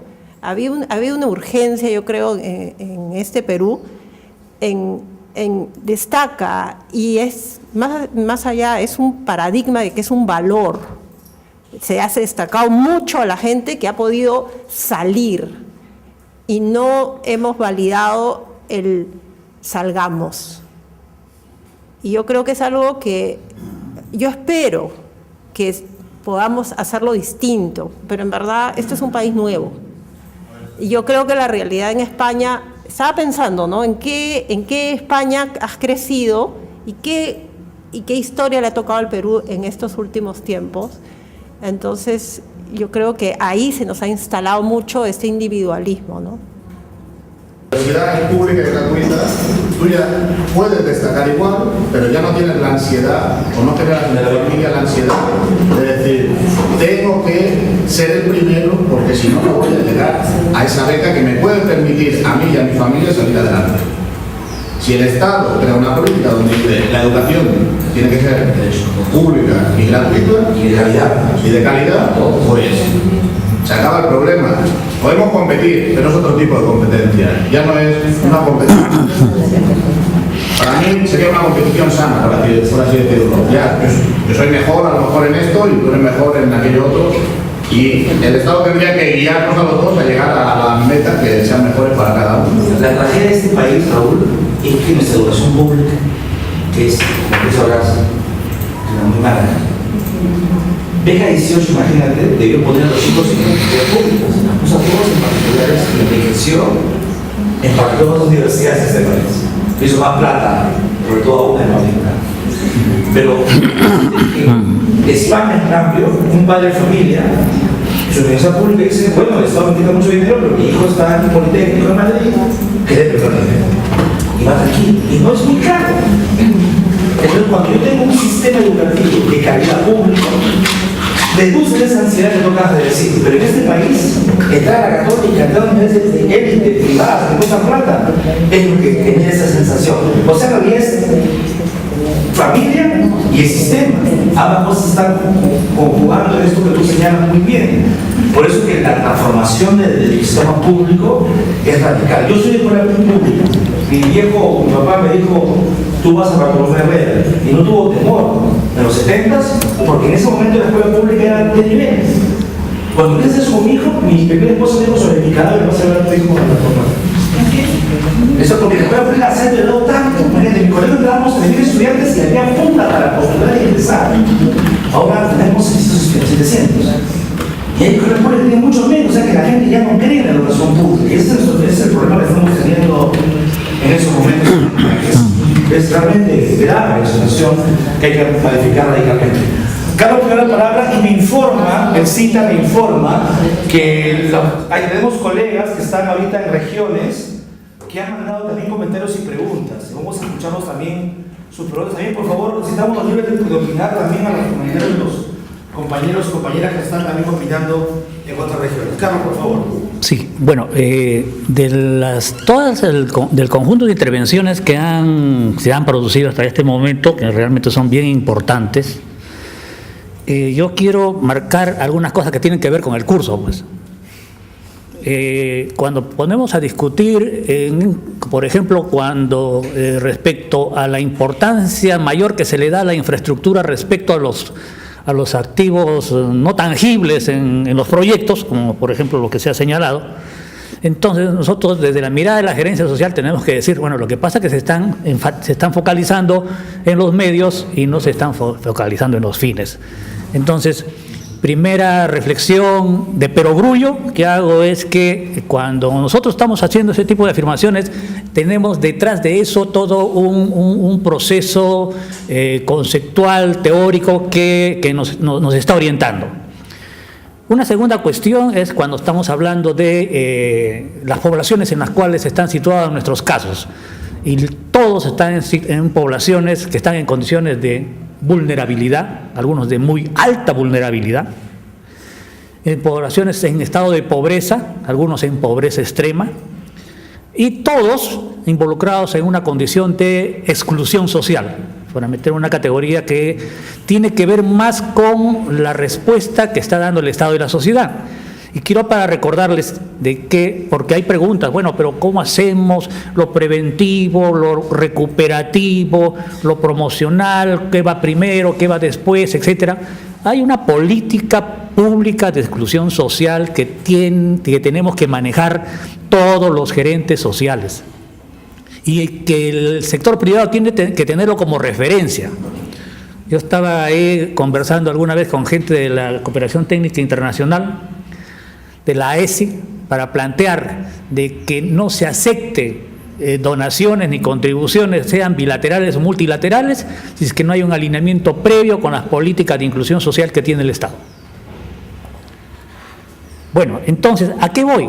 Que, por ejemplo, los ejes sobre los cuales está la intervención e inclusión social, solo para recordarlos, la familia, el territorio y todo esto en función del ciclo de vida. Esas son las tres constantes que tiene la política de inclusión social en el país y sobre la cual todos tenemos que hacer referencia. Yo les invito a que revisen detenidamente, es muy orientador, muy ilustrativo, y en particular quiero recomendar lo que son los lineamientos de política sobre el desarrollo infantil temprano, porque allí inclusive está manejado en una lógica de cadena de resultados. Están la problemática, están las intervenciones que han sido demostradas que son costo efectivas, están establecidos cuáles son los indicadores nacionales sobre los cuales hay que apuntar, y eso realmente lo vamos a encontrar, claro, en otro tipo de instrumento que es el PPR, pero el PPR más vinculado con un mecanismo de asignación de recursos humanos. Lo que yo estoy hablando son los lineamientos que son los que guían los planes, los programas, los proyectos y dentro de eso los presupuestos, como puede ser el PPR. Tercera intervención.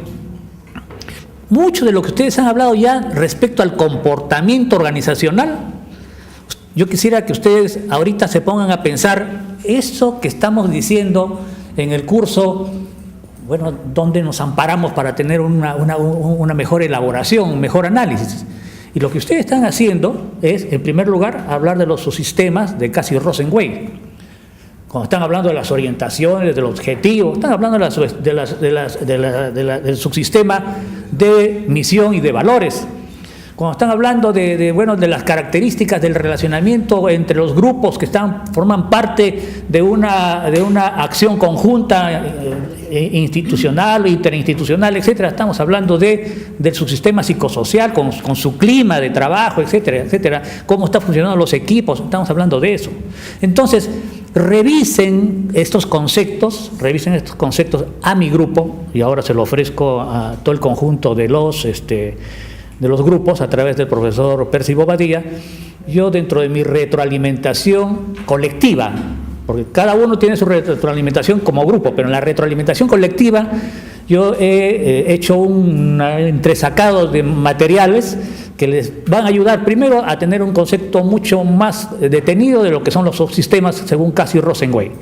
Van a tener una ampliación de conceptos mayores a lo que es las modalidades de coordinación.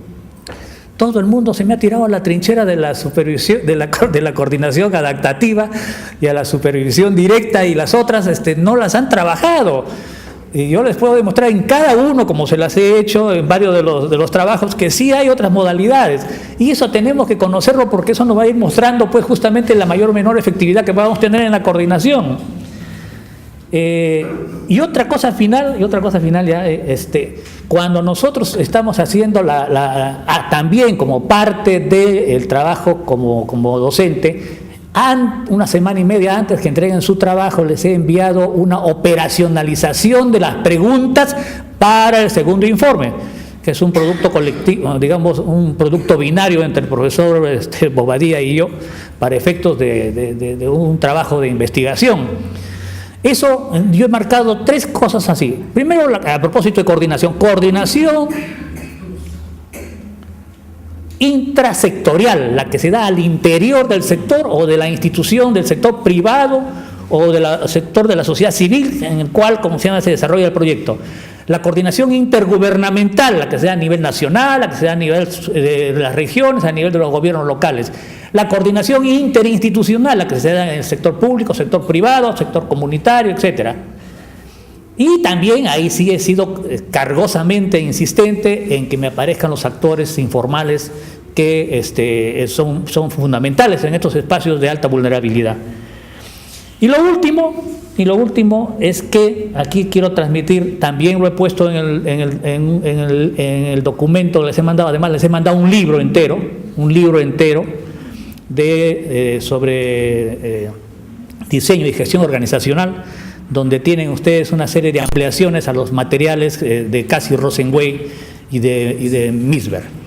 Pero a lo que iba, que justamente en uno de los materiales que tengo, que no se los he enviado, pero sí se los he sintetizado, el profesor Repeto es un profesor argentino que es uno de los mayores especialistas en lo que es institucionalidad social en América Latina en este momento. Trabaja para el Banco Interamericano de Desarrollo actualmente, antes estaba en CEPAL.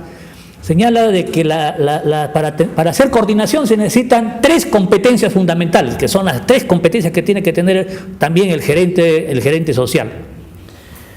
Una de ellas es el liderazgo, que ya hice una mención en un primer momento. Una segunda es la negociación que tenemos que hacer, inclusive con los innombrables, con los no contactados o con aquellos que nos odian a muerte. Y la tercera, el trabajo en equipo. Yo, por si acaso, les he dicho a los integrantes de los grupos que comienzan como grupo, pero en el tercer informe tienen que terminar como equipos de alto desempeño, ¿no? Entonces, un poco que ese es el propósito. Bueno, eran mis apuntes, quería hacerlo respecto a los temas 1 y 2 del curso, que son los que nos reúnen en esta ocasión. Excelente, Carlos, muchas gracias. Ahora sí vamos a ver, porque nos queda solamente ya media hora, me parece, un poco menos de media hora. A ver, ¿cómo hacemos acá? ¿Les leo yo? A ver, vamos a ver. Isabel Chimocawa dice: hay que tomar en cuenta todos los actores que intervienen dentro de una zona. No se puede obviar, así lo consideremos enemigos. De eso es lo que estamos hablando, ¿no? Importante, ¿no es cierto? Lo que sí se puede hacer es evitar que esos actores sociales obtengan mayor fuerza y desarrollen sus redes. Qué interés, muy bien. Nos confirma en el lado estratégico. Por otro lado, es mejor aliar a los actores positivos para hacer la contraparte. Muy bien. Entonces, planteamiento estratégico, colegas. ¿Quiénes son esos aliados? ¿Con quiénes coincidimos en puntos de vista? ¿Con quiénes nos aliamos políticamente para enfrentar a los grupos que no están a favor de nuestra propuesta? Ese juego de poder va a estar presente. A ver, Luis Ángel Ricardo Campos: la cogestión es una modalidad de trabajo compartida para la ejecución de programas y proyectos. Esto garantiza sostenibilidad, concepto importante, porque si vamos a depender de un actor, y mientras ese actor esté, el proyecto va a funcionar, y una vez que se cae todo. ¿Cómo el modelo, la estrategia del programa o proyecto lo insertamos en el tejido social? es lo más importante. Por eso es que la nueva gestión pública o la gestión social obliga a una mirada intersectorial entre actores. Creo que Carlos lo ha explicado muy bien en su última intervención. Yusan Cámara Lobatón, pero ahora en verdad nuestra sociedad no nos forma bajo las responsabilidades compartidas, ya es un poco lo que decía Raúl, ¿no? Desde las familias más nucleares o extensas, siempre hay quien lleva la mayor parte del crédito o culpa. El reto es cambiar esta forma de pensar y actuar, poner los actores comprometidos y con conciencia social. Que quiero recordar que jurídicamente, voy a repartir que en uno de los artículos que están míos, que hice hace ya 10 años, hablaba que legalmente no podemos repartir responsabilidades porque siempre hay un responsable. Y ponía el caso de Conamusa, de Carlos conoce muy bien. Tuvimos el conflicto tremendo en Conamusa, que el diseño lo hicimos para compartir responsabilidades y Care dijo, no, un responsable. ¿En qué? En la parte de la plata. Un solo responsable en Conamusa. Conamusa es el Consorcio Nacional Municipal de Salud, que había el tema de VIH, tuberculosis y malaria. Y estaban los afectados. Y el Fondo Global Mundial dijo, no, un responsable. Aquí me rinden cuentas. ¿Ve? Es legalmente, financieramente, es un escollo que todavía no podemos superar y no hay una alternativa tan sencilla tampoco, porque es cierto que a veces, como me dijo un amigo del MEF, cuando los responsables son todos, no hay responsables, me dijo. ¿Se dan cuenta? Entonces, el diseño de eso es un tema importantísimo. Lucía Nicama Chávez, y el compromiso de los actores es fundamental, tiene razón, no se trata solamente de dinero, son muchos factores, efectivamente, el dinero es uno, la sinergia que hemos hablado, hay un código ahí. El asunto es que los responsables de los programas o proyectos solo les interesa cumplir con sus metas. Ese es otro tema. Y acá lo acaba de decir. Tenemos que ser claros, ¿no? Cuando no estamos poniendo a la persona como fin del trabajo y ponemos las cosas como el fin o el medio, estamos distorsionando el sentido del proyecto. Después, Renan Hernández, identificar el problema, conocer con quién me relaciono, identificar, no sé qué es eso, y buscar objetivos comunes. Bueno, es una tarea de consenso. Durán, ¿cómo hacer para que la política no pierda sentido en un medio donde la mayoría de los actores sociales obvian por intereses personales el modelo de cogestión? Sí, esto es el desafío. El desafío es construir articulación, cogestión, sobre todo, vuelvo a repetir aquí, en base a problemas complejos. No todo tiene que ser articulado, colegas, no todo, por favor. Eso no es romántico, esto no es romántico, qué lindo hacer, no. Esto es muy racional. Me doy cuenta que el tema de trata, solo como PRONSEX, no lo voy a hacer. Y eso, que en los 70s y 80s, cuando yo trabajaba en las ONGs, decíamos, yo hago el trabajo. Es más, el Estado es mi enemigo, la empresa, yo solo. Y teníamos esa mirada media feudal, media así de mi comunidad, mi población. La ONG, venía otra ONG y le hacíamos la guerra a otra ONG. Éramos una mirada bien atomizada del trabajo, ¿no? Ahora eso ya, pues, tiene que ser totalmente superado. A ver, ya, John Cámara dije, a ver, estoy en Abel Manrique, ¿no? No, yo estoy acá, ahí. Los que diseñan y dirigen los proyectos tienen que estar preparados, tener valores y compromisos, por supuesto, gente comprometida. Cualquiera no está en el mundo público, en el mundo social. En el sector privado probablemente uno puede ser más fácil, sin embargo, la sinergia con las instancias públicas también se manejan intereses. Los principios y valores empiezan en el hogar, ¿de acuerdo? Los que dirigen los proyectos están por favores políticos o amistades. Es otra tragedia del país, es otra tragedia de nuestro país. Necesitamos educar con valores a la nueva generación. Estoy de acuerdo con su punto de vista, muy bien, hemos hablado del tema. Yusan Cámara Batón, valores, autoestima, afecto, atención es lo que necesitan los menores de 3 años para que se formen. Bueno, hace poco escuché a una experta del MIS decir lo siguiente, ¿no? Que las neuronas de los niños de 3 años se desarrollan con alimentos, pero también se desarrollan con afecto. Donde no hay amor, las neuronas no se desarrollan. Muy interesante ese hallazgo científico. ¿Dónde estoy? Adver, ya. ¿Está acá? ¿Sí? Se debe trabajar de la mano con el aparato de control, muy bien, o en su defecto, eso debería estar atento. Se debe estar atento a las ejecuciones de los diferentes proyectos. Claro, miren, lo que pasa es que, como decimos, no podemos partir ingenuamente de que todos vamos a portarnos bien. Tiene que haber sistemas de control, alguien que nos supervise. Tiene que existir, definitivamente, porque si bien podemos ser éticos, es bueno que alguien me vigile, que alguien haga rendición de cuentas, que alguien, digamos, informe, ¿no? El desempeño, el gasto. Cuando siempre tienes colectivos, mira, si los privados ponen para estar en bolsa de valores, se desnudan, ¿no? Disculpe la palabra, los privados, con fines de lucro, para cotizar en bolsa, requiere que todo el que va a invertir Tiene que verlo así, pues, calato. O sea, tiene que ver cómo está la empresa. Con más razón nosotros que estamos en el mundo público, la ley nos exige a ser transparentes en todo sentido, ¿no? ¿Dónde me quedé? ¿Acá? Acá, el liceo curricular educativo no se forma con un solo nivel educativo. Claro, evidentemente necesitamos trabajar de manera mucho más integral. Raiza, los valores de la educación deben incorporarse, pero también hay que considerar que los padres no se comprometen. Ese es el tema trágico. Los padres, o sea, eso es lo que decía el SUTEP. Yo no voy a educar a los chicos si sus papás no se comprometen con los estudios. O sea, ¿cómo voy a ganar? ¿Cómo vas a hablar por desempeño si el papá mismo abdica la educación de sus hijos? Ni siquiera desde la escuela. Esperan que la escuela haga su trabajo y no inviertan tiempo en sus hijos para colaborar en el proceso formativo. Miren, con este tema otra vez de la competencia, Raúl, estamos en este país, porque este país realmente, esto de, no sé, en Europa veo que 5 o 6 de la tarde, no hay trabajo, estamos al parque con los hijos, ¿no? Que es lo que yo he visto cuando he estado con mi familia, que también está ahí en Europa. Yo a las 5 estoy acá, vuelvo otra vez como Red Bull, pero no tomo Red Bull, ¿ah? Empieza a día porque empiezo mi clase a las 7 de la noche hasta las 10 de la noche. O sea, yo debería estar bajando ya, ¿no es cierto? Pero a las 7 está el posgrado, la maestría en ingeniería social, por ejemplo, ¿no es cierto? Entonces, a las 5 o 6, otra vez arranca hasta las 10. Y así estamos muchos padres trabajando. Eso acá no sé qué les pasará, pero yo siento que eso de las 8 horas, ¿qué es eso de las 8 horas? Pregunto yo. Raúl, sí que alegar sobre eso. El niño tiene la tenencia a una persona ajena a la familia que, bueno, ha pedido la tenencia porque no se sabe por qué. No hay un protocolo. Yo lo que no veo es que haya un protocolo del Estado para esos casos, por ejemplo. O sea, los niños que tienen en su casa los mayores problemas, donde, por ejemplo, la escuela se transforma en un foco donde les podemos ayudar a salir, pero el Estado, ¿qué está haciendo? O sea, por ejemplo, creo que, no sé su nombre, la señora. Ya. Ahí debería entrar el Estado, por ejemplo, con Inavif. Llevo al niño, lo saco del ambiente donde puede ser vulnerable, lo tengo, la tenencia la tiene el Estado sobre el niño y activo todos los protocolos.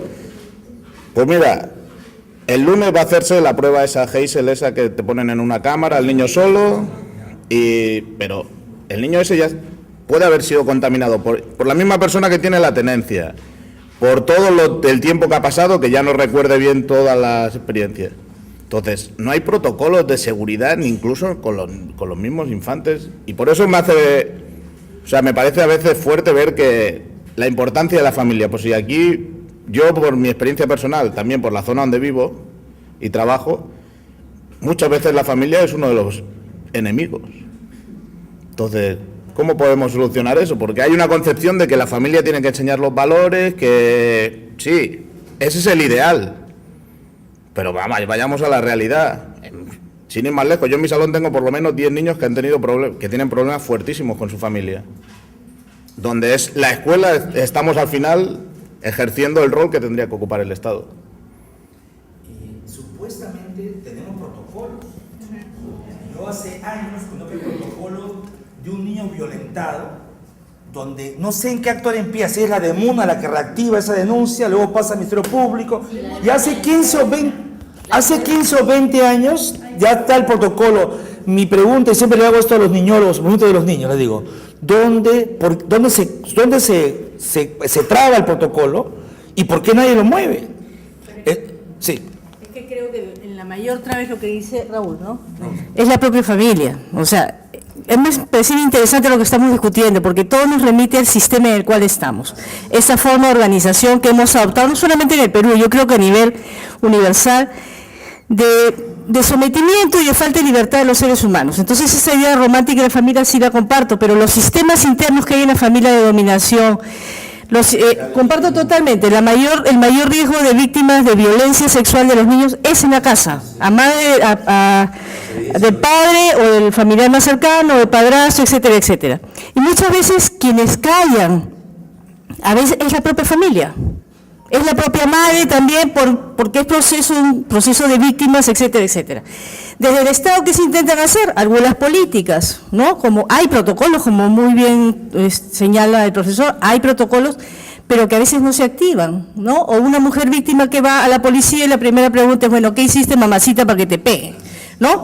Hay un protocolo de lesiones, pero el juez va a decir, no, mamacita, esta es una lesión leve, ¿no? No es una lesión que compromete tu vida, ¿no? Etcétera, etcétera. Y ahí confluyen una serie de cosas, confluyen los temas ideológicos, confluyen los temas religiosos, una serie, y yo lo veo eso en nuestro país actualmente, ¿no? La escuela debería ser efectivamente como la familia, un lugar de protección.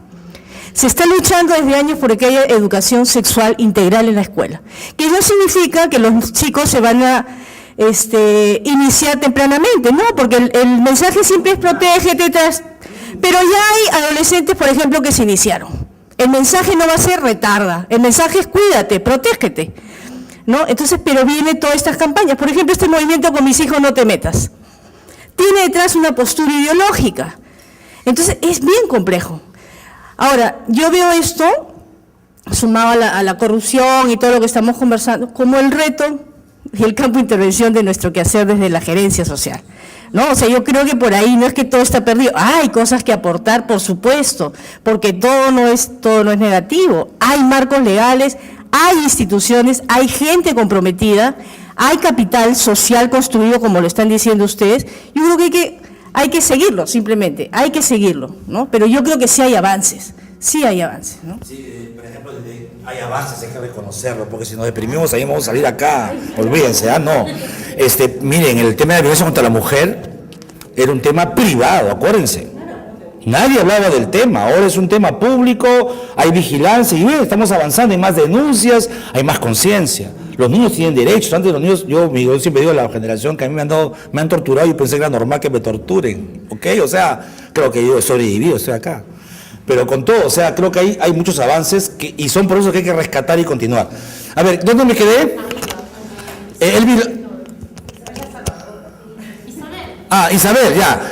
Isabel Chimocawa, es que para desarrollar una buena educación también se necesita el aporte de todos los actores, padres, sociedad, escuela, bueno, nuevamente esta mirada más integral que necesitamos, ¿no? Renan Hernández, los conocimientos e información no pueden ser una valla en el proceso de identificación de valores, claro, es que ahora tenemos que trabajar con evidencias, miren, tenemos que trabajar con evidencias, eso es un tema importantísimo, creo que el hecho de que la academia se junte con el mundo profesional, eso de exigir que los que estamos en la cancha estamos informados, esto que Drucker llamó gestión del conocimiento, o sea, el profesional del saber. Ya no hay quien piensa y quien hace. En realidad tenemos que trabajar esta mirada más académica, de manera más articulada y somos profesionales del saber. ¿Dónde me quedé? Elvis, Lorenzo Abad. Crear normas no es el camino. Nuestro sistema tiene normas para todos, sí, pues. Ya había escuchado que si pones normas a todos, ¿cómo logramos que sea el propio hábito, la propia costumbre, en la práctica, la que finalmente organiza la acción mejor que la propia ley? Renan Hernández, el contexto justifica ir en contra de nuestros valores bajo una misma realidad. Bueno, pues eso estamos discutiendo, ¿no? Tenemos un contexto a veces adverso y tenemos que ver cómo trabajamos el tema. Entonces, ¿cuál es el método de referencia para cambiar el chip de gestión tradicional a una cogestión? ¿A quién le corresponde grandísima tarea que nadie quiere asumir? Bueno, colegas, ya tenemos... Miren, lo que pasa es que lo interesante es que hace 10 años este tema hubiera sido más complicado. Ahora la ley ya lo establece así. Desde la ley de descentralización, la ley de regionalización, los PPR multisectoriales, tenemos varias herramientas políticas y jurídicas que nos llevan a este modelo. Estamos construyendo este modelo, ¿no? El tema es claro, ¿quién tiene lo que Carlos decía, el liderazgo, lo que ha mencionado, la capacidad de convocar ese esfuerzo desde sociedad civil? Porque gestión social, mi crítica a Crisper era que Crisper veía desde el Estado la gestión social, o sea, el Estado convoca, y yo venimos diciendo que no, que la sociedad civil también es capaz de convocar, capaz de presionar, que el empresariado que se ha metido en lo social también es capaz de presionar, o sea, tiene que haber iniciativas. Por ejemplo, ¿por qué ha ganado tanta presencia y tanta fuerza el movimiento Ni Una Menos? Por la capacidad organizacional del grupo. Y también me impresiona mucho el movimiento LGTBIQ+, su capacidad organizativa. O sea, la capacidad organizativa es una evidencia tangible de tu incidencia política. Mientras menos organizados estás, más difícil es convocar la cosa. La capacidad organizativa es fundamental. Entonces yo le daría también eso, Carlitos, a las tres cosas que el profesor argentino, ¿cómo se llama nuestro profesor? Repito, ¿no? O sea, agregaría la cuarta, capacidad organizativa, porque solo no vas a hacer. O sea, importante es la acción colectiva organizada, eso que hemos hablado mucho en Fundamento de la Organización Social. La acción colectiva organizada es un factor clave, si no, no puedes poner en marcha cambios significativos en el país. Rocío, es mejor hablar de competitividad, ya que a nivel de ingeniería social hay una articulación de varios actores capaces de que puedan abordar y desarrollar proyectos. El proyecto todo tiene que estar articulado. Muchas veces los documentos sobran todo y no hay una interrelación entre la parte humana. Bueno, creo que al principio Raúl hablaba de que si estamos enfrascados en individualidad, pero dijo bien claro, hay una competencia sana. Porque también mucha de la capacidad para dar un mejor servicio también depende de ese esfuerzo de sentirte pues que destacas, ¿no es cierto? Pero en una base de equidad. Porque es muy injusto hablar de competencia con uno empieza haciendo un ladrillo y el otro está con computadores y 3 idiomas a la vez. O sea, no, esa inequidad, esa brecha no genera pues una sana competencia. Ahí no hay competencia, hay una enorme desigualdad para ser competitivo, ¿no? A ver, ¿dónde me quedé? Juliet, el problema en el Ministerio de Educación es la ausencia de coordinación entre instituciones. Claro, ya lo acaba de decir nuestra compañera. Juliet coincide plenamente, es una pena, pero vamos avanzando. Reina Grandes, percibo que en muchos casos es un tema de personas más que del sistema. Bueno, sí, claro. Es más fácil mantenernos en nuestro status quo. Zona de confort, diría yo también. Es si quieres sacar a alguien del mismo, te encuentras con trabas de diversa índole. El papel aguanta todo. Buscar el compromiso es el reto en cada organización y qué mayor cuando buscas sinergia institucional, pero dependerá del enfoque que tengamos sobre educación, que queremos para nuestros hijos y que en algún momento hemos tenido nosotros. Claro, estamos justamente construyendo ese proceso. Y Omar Quintanilla dice, el minero ha incorporado procedimientos técnicos en Caliwarma, como parece, sí, hay que rescatar Caliwarma como un excelente modelo de cogestión. Eso es interesante, Caliwarma lo ha puesto en marcha, lo ha sistematizado, es cuestión también de revisar este proyecto. ¿Continuamos? Le doy la palabra a Carlos, no sé, porque ya me quedé sin voz. Ya son las 2, 5 para 2. ¿Cuánto más, mi querida? Son los últimos. Gracias, porque si siguen las páginas yo ya no puedo. A ver, ¿dónde estamos? ¿Dónde me quedé? ¿Juliet o Omar? Sixto, allá. Las políticas de los programas sociales no están diseñados para solucionar los problemas sociales, de manera sistémica, porque la sociedad está aislada de las decisiones de su futuro. Claro, pues todos son unidimensionales. Ven su proyectito y no lo ven en el sistema, en el territorio, ¿no? Sixto, el centro de gravedad sostenido es la educación, de acuerdo. Elvio Lorenzo Abad, comentario, no puede ser un éxito llevar materiales a zonas inhóspitas y decir que se está haciendo una labor, porque esta acción es un derecho de equidad. De repente nos puedes aclarar ahí, Francisco, porque no quiero decir que lleva solamente materiales. Francisco está haciendo una mirada más articulada, pero sería bueno que aclares esta diferencia. Bueno, de repente para ampliar un poco, no solamente son los materiales que lleva, sino también lleva en forma articulada otros programas del Estado.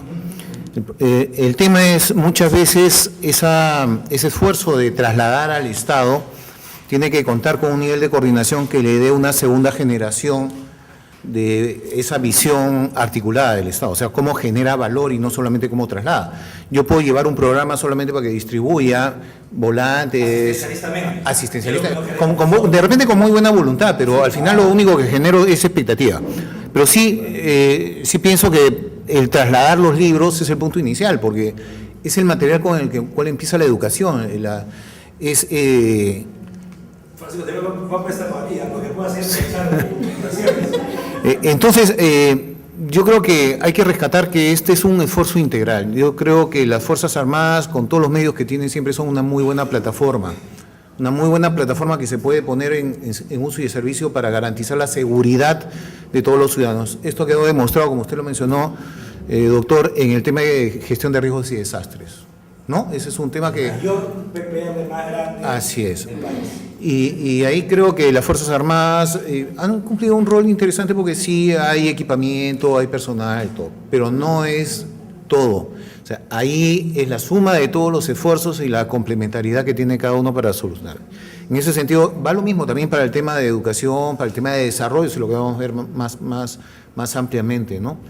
Y la siguiente... Sí, comparto la opinión de Elvis. Considero que el trabajo social va más allá. Sería conveniente que el Ministerio de Defensa pueda articular actividades más completas que conlleven a promover el desarrollo. Eso es lo que estamos haciendo y ese es el trabajo. Así es como nace la Estrategia de Acción Social y País. Nace de una iniciativa de las Fuerzas Armadas, pero bien usted lo mencionó, doctor, no es una tarea de las Fuerzas Armadas. Esa es una tarea de otros ministerios, pero valga la iniciativa y los procesos que se han ido construyendo para que sean capitalizados por otros sectores. En el caso que estoy comentando de país, ¿no? Es interesante rescatar que el Ministerio de Desarrollo e Inclusión Social es el que financia la operación de los buques. Estos buques son operados por la Marina de Guerra del Perú, pero el financiamiento es el Ministerio de... Sí, entonces, en este caso, reitero lo que mencioné, las Fuerzas Armadas siempre son una buena plataforma para soportar ese sentido del sector público que ocupa todo el espacio para garantizar en forma preventiva la seguridad de todos los peruanos, ¿no? Que es una visión más amplia que poner un fusil en la frontera. Yo creo que hay que poner una inyección, una vacuna, una pastilla y los libros en la frontera para sentirnos seguros. Carlos, si quiere una opinión, Carlos, con respecto a lo que estamos ya cerrando. Ya estamos cerrando. Sí. Ya tenemos hambre. Hambre. Bueno, creo que hay un tema que está ahí dando vuelta y me parece bien importante, que es el tema de cuál es el rol que tiene la familia, cuál es el rol de la escuela, cuál es el rol de la educación. Y bueno, y cuáles son pues las imágenes que tienen las sociedades respecto a las personas, ¿no? Y eso a propósito de la intervención de Raúl.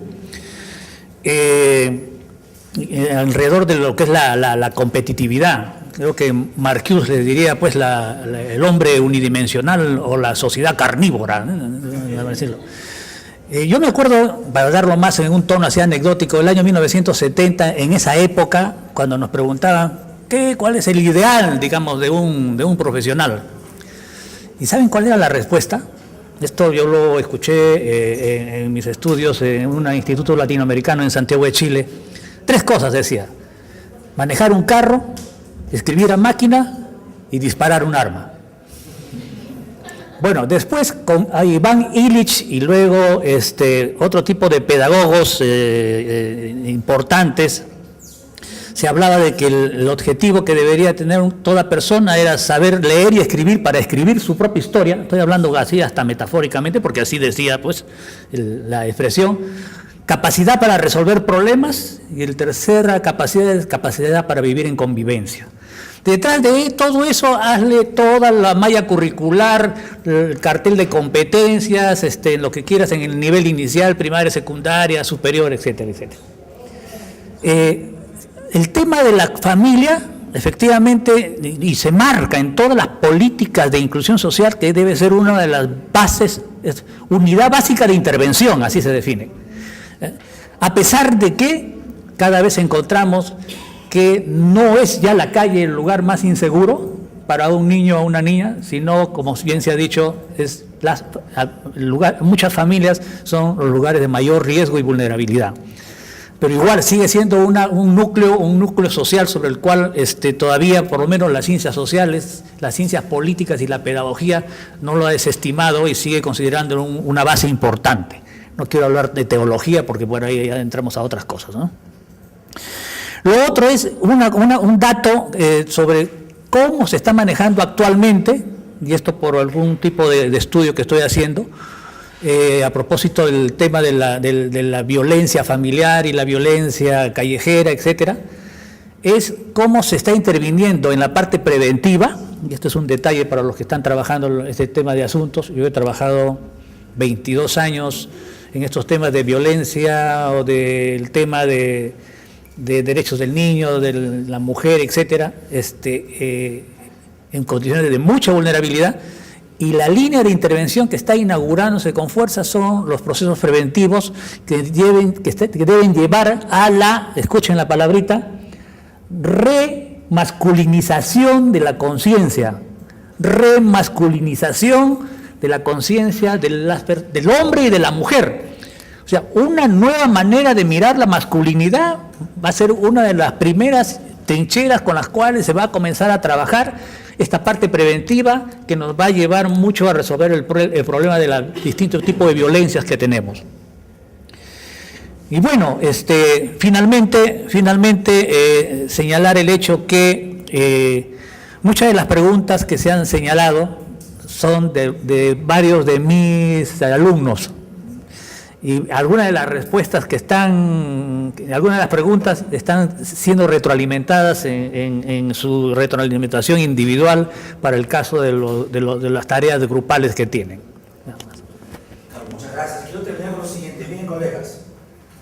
A diferencia de otros países, o sea, hemos hablado, porque claro, a ver, nuestros países tienen una historia detrás y no podemos obviar la historia, porque en ciencias sociales lo primero que aprendí en mi carrera como sociólogo era de que tienen que darse condiciones sociales o políticas para que una idea sea viable, ¿no? Marx decía, el hombre hace la historia, pero no en circunstancias elegidas por esas personas. Entonces nuestro país, tardíamente, por ejemplo, ha generado condiciones para que recién se empiece un proceso serio de descentralización y regionalización. Miren cuántos fracasos hay, 90% de alcaldes están enjuiciados, 90%. Uno dice, olvídense, otra vez regresemos al centralismo. No estamos diciendo eso, estamos diciendo que difícil es generar una condición que el Perú no tiene. Entonces la articulación, la cohesión, la cooperación, recién está generando condiciones porque en los 80, los 70 no había. Y creo que los factores claves de esa ruptura tienen que ver con nuestra guerra interna. Nuestra guerra interna, por ejemplo, un policía me contaba, yo soy profesor en la maestría donde enseño a coroneles de la policía y me decía una cosa, la Guardia Civil, antes de la guerra de Sendero, dialogaba con sus ciudadanos, los comisarios, eran como integrados. Cuando aparece Sendero, lo primero que hace la vez es meter a sus cuarteles y aislarse de la sociedad civil. Y se parte el país, ¿no es cierto? Fuerzas Armadas por un lado, Sendero por otro lado, había una confrontación, una guerra dura. El informe de la Comisión de la Verdad ha sacado excelentes lecciones con respecto a lo que viene el futuro.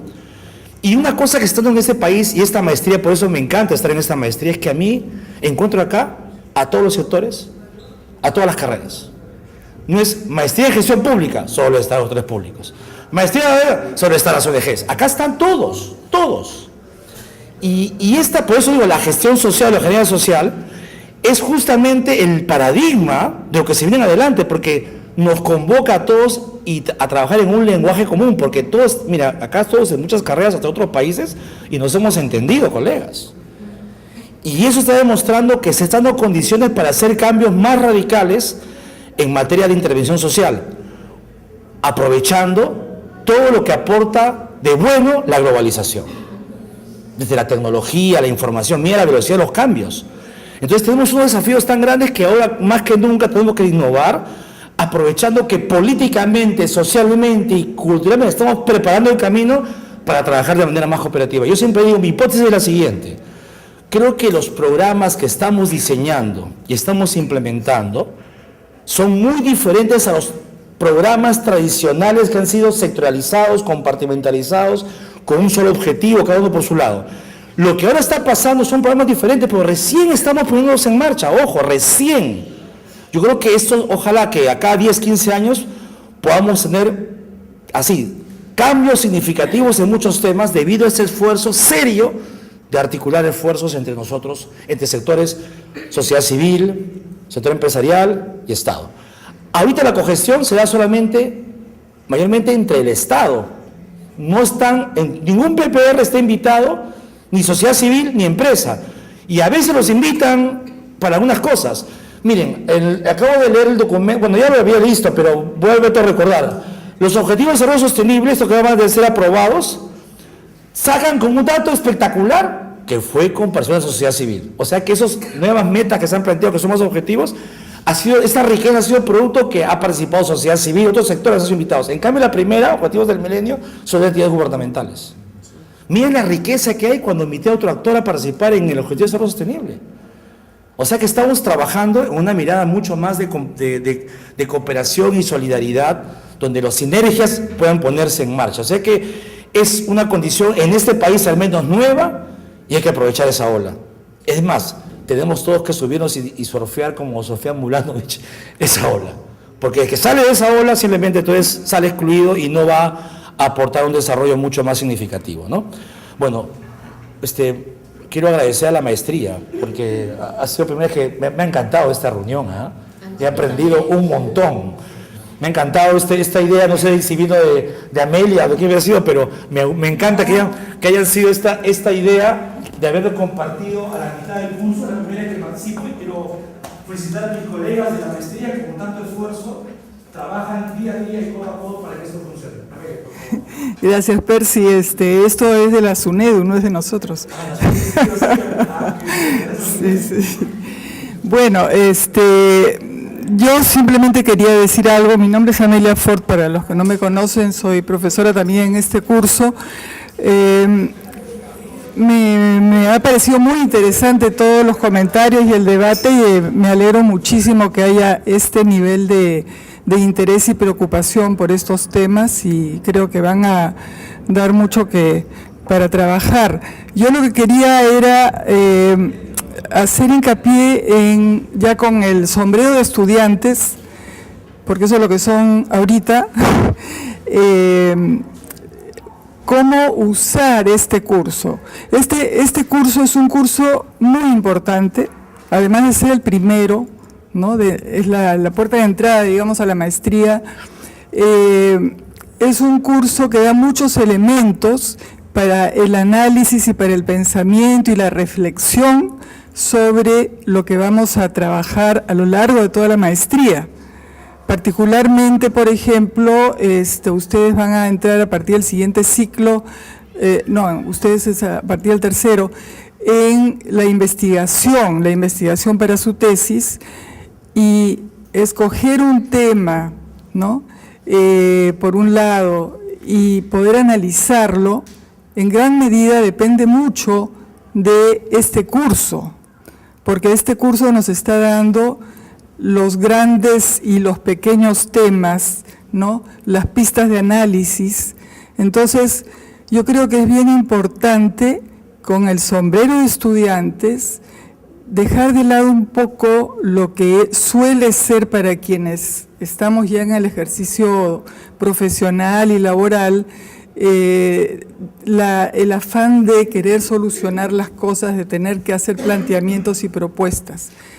Olvidémonos quizás un poco de eso en esta etapa y miremos y analicemos las cosas desde los niveles más chiquitos a los más altos, ¿no?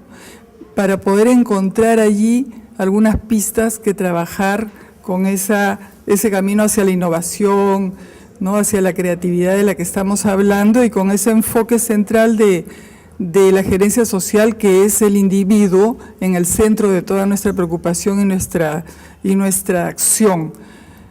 Yo quiero recomendar eso también porque he sentido, a lo largo, yo también enseño los cursos de investigación, y encuentro muchísima dificultad de los alumnos para analizar, a partir de su práctica reflexionar, ¿no?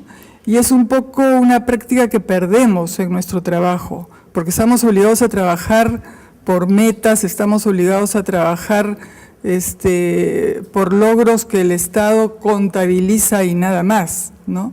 Sin visión y sin esa capacidad de análisis. Entonces, este periodo es bien interesante y por eso hago esta invocación.